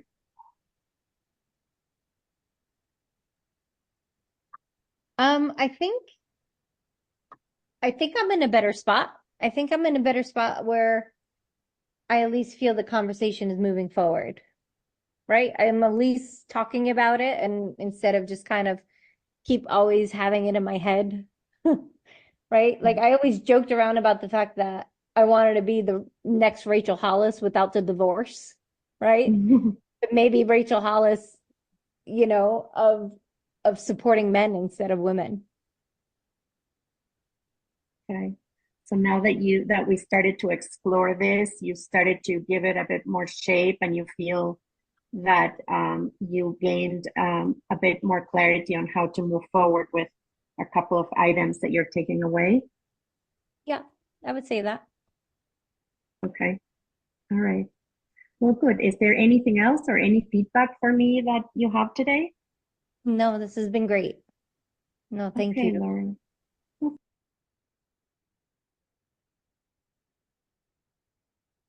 Okay. So let's look at the conversation.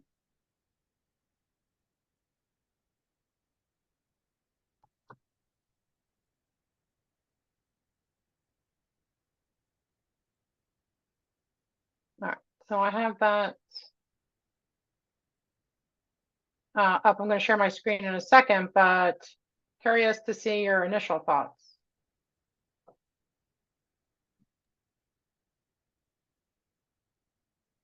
This is really difficult to listen to.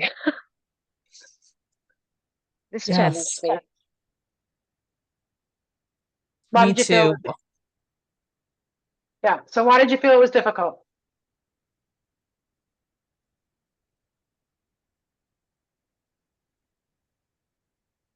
Good. For me, I didn't hear all of it. Sorry, my power cut out a few times, so I had to let my whole system boot up. But what was shocking was when I came back both times, I felt like they were still in the same position that I left, where they were almost like, I mean, they were before I got booted out, it was halfway through, and they were still trying to establish the agreement. And I really felt like that was a majority of the call, and there wasn't a lot else there. I Okay. think really right near the end is where things started to take a turn, but I felt like so much of it was prompted by the client instead of the coach. And I also felt like the client was kind of a difficult person to coach, because I felt like she just didn't have a clue also as to, well, I think she knew what she wanted out of it, but I think she still really struggled. But I also think there was so much repetition going on, and well, this is what I want from it. This is what you want from the call, okay? And then we just went round and round and round and round. And in the time that I heard, that's kind of what I got to. So I answered the first 4 questions, competency 3, and I never really got to anything else, actually. Okay. That was my thought process. Okay. Thank you for sharing that. Rita, how about you? Exactly the same. And then there was this sudden epiphany she had that maybe the issue was her not giving herself permission to switch because of the current vibe. It seems as if it's not the correct thing to do. And then I thought, this coach actually, she's nailing something, but with the pleasing, the client was still trying to please the correct way of thinking, and that's sister coaching and women doing it for themselves. So I saw that, and I almost wanted to say to them, guys, can I just observe here with you guys? This is a repetitive thing coming up. And then it's interesting when the coach reflects back and she actually asked the client, was this a helpful session? The client's like, well, yeah. And I thought, no. Okay. All right. Well, let's dive into it. I will say that this is a ACC Pass recording, just to give you some context. But let's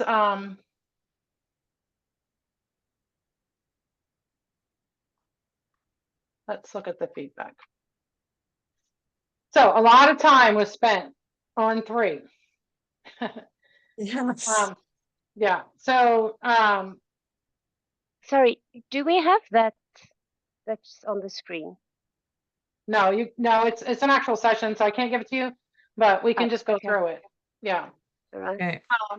So basically, I mean, you have the blank form, right? But the filled in one you wouldn't get. So client or coach asks, what's a good focus? What's top of mind? Strong opening question, but stacked, right? We want to ask one question, not 2. So client responds, rebranding, which wants to do her life when she grows up. And then she goes in, a little bit more here.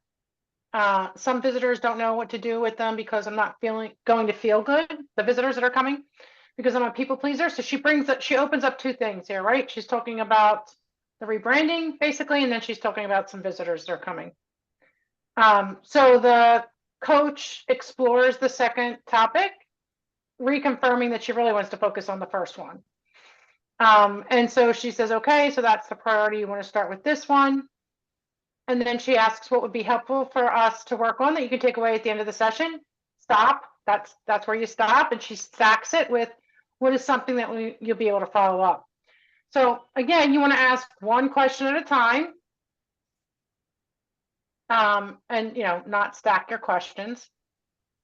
And then here she's reconfirming what Lori wants to cover. So the pain points, what do you want to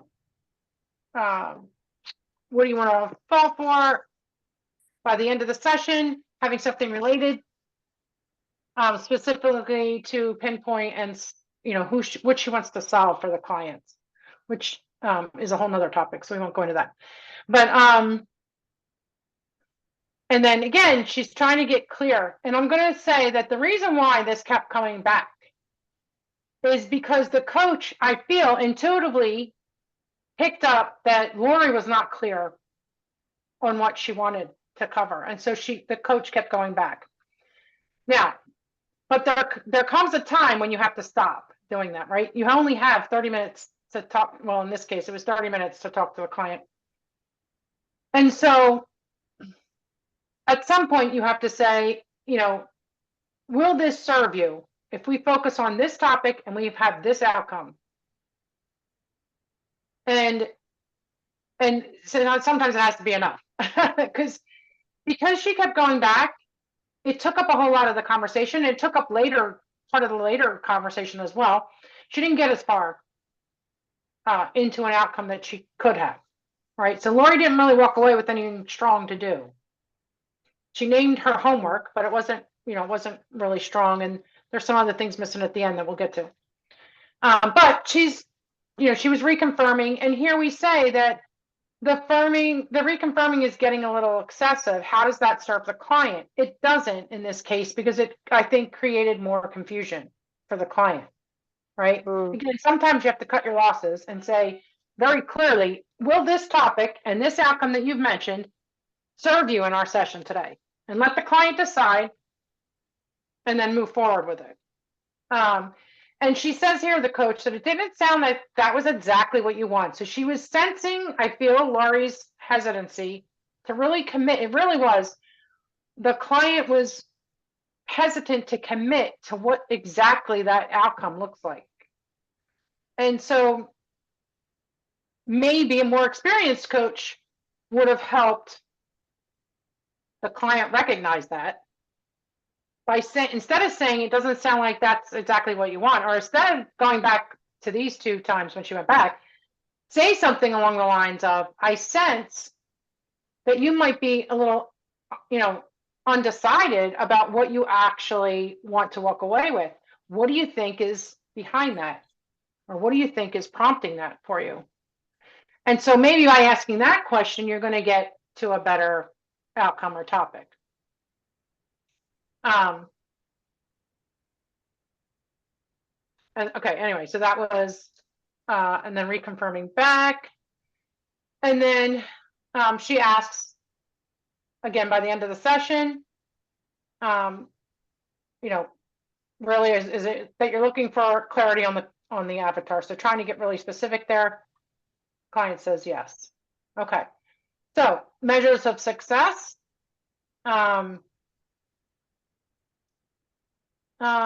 She says you get your rebranding, your offer, you figure out what are the people that you want to serve, how do you think you will feel. So in this case,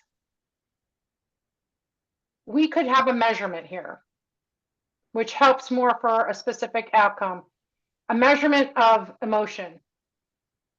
So in this case, I would have probably said something like, so how do you feel right now as far as clarity on who you want to serve and the outcome that you want them to have out of the coaching on a scale of 1 to 10? How do you want to feel at the end of the session on a scale of 1 to 10? That might have been something to give some clarity, right? But she asks this, it's still a measurement type question, so that's okay. She's a feeling type question, I should say, based on the measurement, which is okay. Again, you can measure scale here, or measure the clarity on a scale. So she mentions I would have more clarity. Okay, so what is your clarity right now? Where do you want it to be at the end of the session? These are different ways to get the measures of success in a session. And then again, so she reflects back the coach, so that you want to feel that you have more clarity in how to move forward. So we need to get that specific. Okay, so if that's what you want, then where are you now and where do you want to be at the end of the session? So that's kind of how are we measuring? You're getting an outcome, but not a measurement on that outcome. And then here it gets a little bit more clear by saying, okay, so the clarity is in terms of what your avatar is. So she gets a little bit more there with the specific. So we say it was somewhat observed because your three choices are yes, it was observed, no, it was observed, or S, it was somewhat observed. So in this case, we say somewhat, she's working around it, but not really nailing it there, right? And here she definitely gets the importance around the questions that she was asking. She picks up, it's important to know what you're doing, and that it's not, unlike anything that she was doing, like she wants to do something different to light her up and what have you. So again, that's reflecting back what's important, but we could also ask some other questions like, what would it mean to have that in hand? What would it mean for you if you have that clarity, or if you have that avatar that really lights you up, or that outcome that really lights you up? Get the client to focus in on the emotional piece, because people are tied to outcomes better when they're emotionally invested in it. And that comes with your emotional intelligence as well. And then here, if we do, and you move forward, and let's say we're already in a couple months from now and you're able to do those, how would you like it to be different? How do you think, or what do you think that will mean for you? So then this is good. We're getting to the meaning, having the client to clarify it, and then she reflects back. So the needs to address this is somewhat, because she asks, where should we start? And the client goes, well, I don't know, where should we start? And so it's a little bit ambiguous. So instead, say something like, what do we need to address first to move you closer to that clarity? Because that's more specific, and the client can probably come up with something a little bit more tangible at that point. The coach did not acknowledge talents, insights, or work. Nowhere in the session did she say, you were here and now you're here, or I saw you make some progress, or whatever. Something to acknowledge the work that they did in the session. Somewhat on support, empathy, and concern. It was indirect. She was supportive in the way she asked questions. She was supportive in her tone, but nothing that specifically stood out as supportive. So those are things that you want to watch. You want to make sure that you're doing something very that stands out, very specific to being, yes, I am supporting them. Something like as easy as or simple as saying, I understand how that might feel. or I understand that that can be confusing, or I can understand that can be frustrating, something like that. Acknowledges expressions. She acknowledged the words that the client said. That was great. Again, the let's, and this is really where I started seeing the let's, was seeing how it was actually pretty directive in observing when I was observing sessions. That's how I picked out the let's. And when I stopped using it for myself. And so now I teach not to use it. So it's coach driven versus client driven. And then invites the client to respond and accept. You know, this means that we're throwing something out that we observed and we're asking the client whether or not they agree with that. So she says, I want to share with you, and if it's okay, and tell me if it resonates with you. It's a good example, but you can also say something like, something is coming to mind, and would it be useful if I shared it with you? And you can let me know whether or not it resonates. Different ways to ask the same question. Again, here, she's very proficient in making an observation and inviting a response, either of acceptance or not. You know, the client can pass on it as well. Coaching the person, we say no because the client says, I don't know because I still haven't given myself permission that I'm able to switch. This is where the who really seemed to be, and it could have been explored more. So asking earlier, what is the way, or what did she say to some degree on how do you want to address it? So in other words, there's things here you could say, what do you think's holding you back from giving yourself that permission? That's coaching the person, right? You could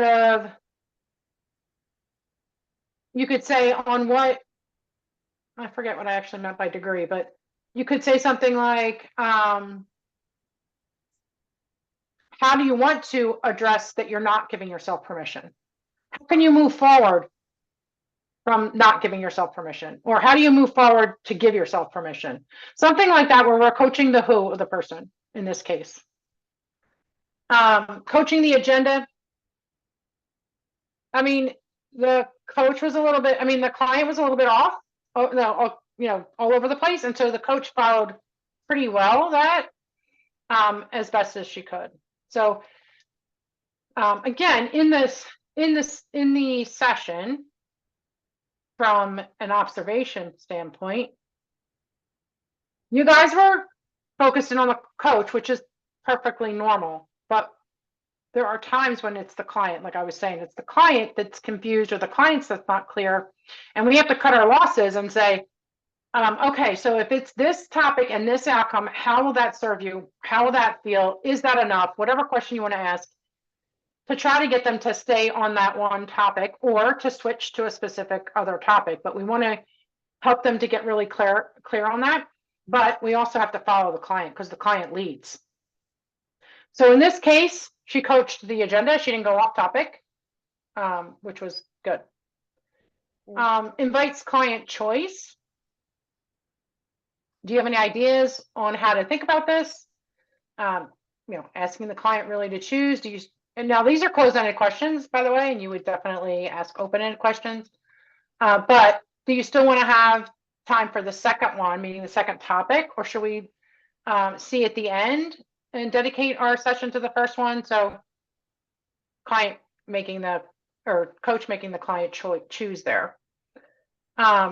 Here's that let's, okay, so maybe let's think about, so that's directive, the coach is actually leading there. How you would define define the tentative person that you want to speak to. What would that look like? So instead of saying, let's think about, just ask the question. How would you define who that tentative person is that you want to speak to? That's all that you do. What would that look like would be the second question. And then should we explore alternative options? Pretty simple, straightforward question for client choice. Curious about the client? Yes, she was throughout the whole session. We're going to talk about silence and pause. Well, basically, I'll just say that there was a lot of over talking that towards the end. And the tip that I give is that you count to 10 in your head before you say another word after a client's done speaking. So you ask a question, you stop after the first question, right? You let the client answer and you give them another 10 seconds before you come back. Because if you're continually coming back quickly, number one, that cuts off thoughts, right? The clients are, you could be cutting off the end of their thought, right? Or maybe they're coming back, or they're kind of refocusing something in their mind, and then they come back, but you've already moved to another question. So you give that 10-second space after you ask a question, and then after a client answers. And this coach was okay, was their thing. So they would say, okay, really quickly after the client answer. Custom language, yes.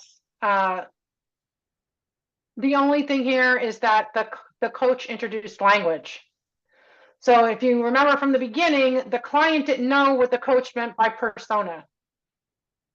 And so we want to be careful not to introduce new language. The better way is to ask the client what term do they use for that.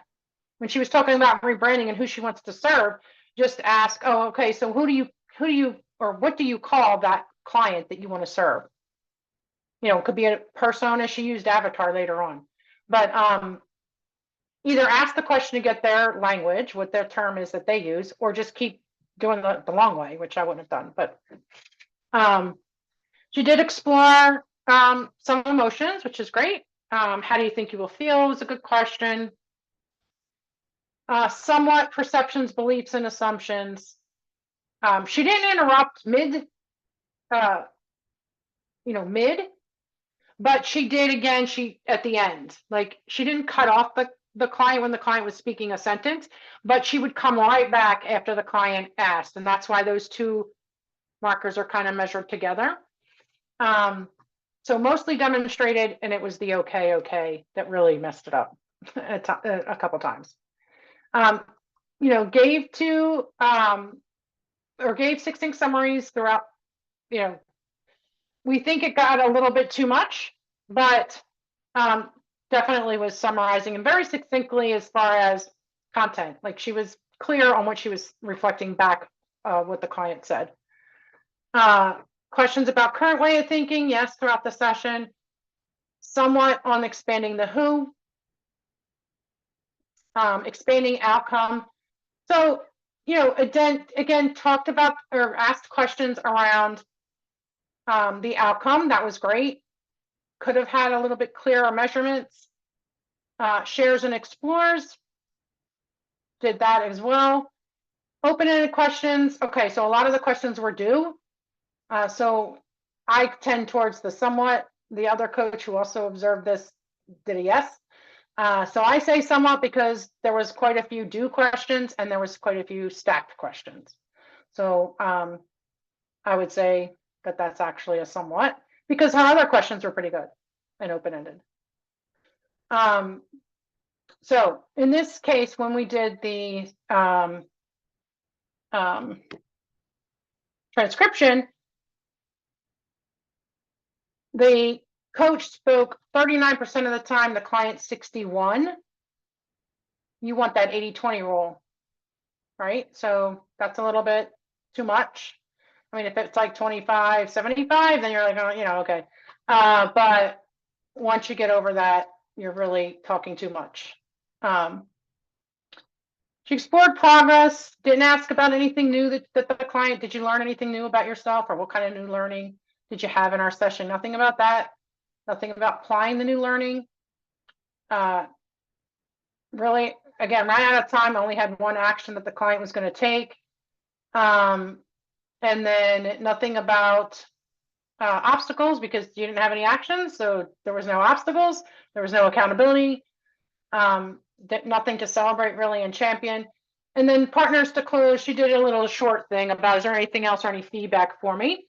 But really a better way to say it is there anything else before we close the session?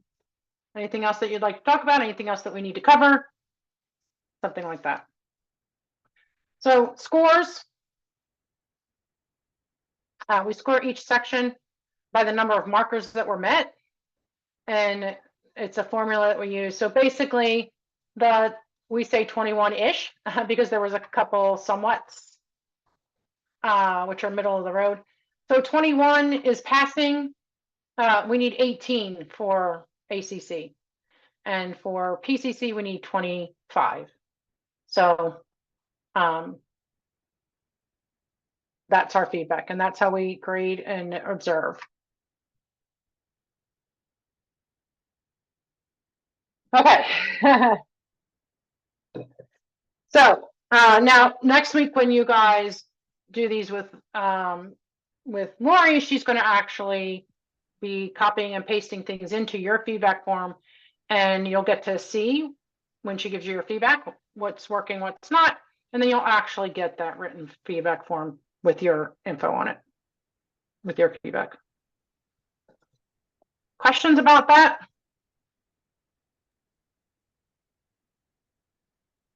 We can talk more about it on Thursday. Yeah, I have a question. So Mhm. say I'm coaching and my feedback form, is that going to go for Rita to also be able to see so that she can, and same with me, I'll be able to see hers, or does it just go to each of us? It just goes to you. You'll see it in class, and you can watch it again on the recording, but the actual form just goes to the coach. Okay. Yeah. And if you want an example form filled out, the one that I sent for the accreditation, I could get that together and send that and post that in the forum, and you can download the form and just see the recording that went with it. We can do that. That would be great. Yeah, that coach gave specific permission because we submitted her stuff to the ICF. Okay. I can do that. I can get that ready for you. I don't know if I'll have it on Thursday, but I'll have it by next week anyway. Thank you. You're welcome. Okay. All right. You don't need anything for Thursday. It's a mentoring session. We'll have some things to go over with you. I would actually like one of you to coach on Thursday. Or we can listen to another. Well, let's listen to we'll listen to the PCC recording. Yeah, we'll listen to the PCC recording, and then we'll go over the form, and that we'll do that first, and then we'll go over everything else. So we have time with that form and that recording. We'll do that for the mentoring. Okay. So no one's so no one's coaching next week? No, yeah, next week, not Thursday though. Oh, not Thursday. Okay. Yeah, next week. That's what Tuesday? I meant was Thursday. I'll be fine. Okay. All right. Okay. So thanks, guys. I'll see you Thursday. If you need anything in the meantime, just let me know. But otherwise, we can go over it on Thursday. Thank you. Bye-bye. Good night. Bye. Bye.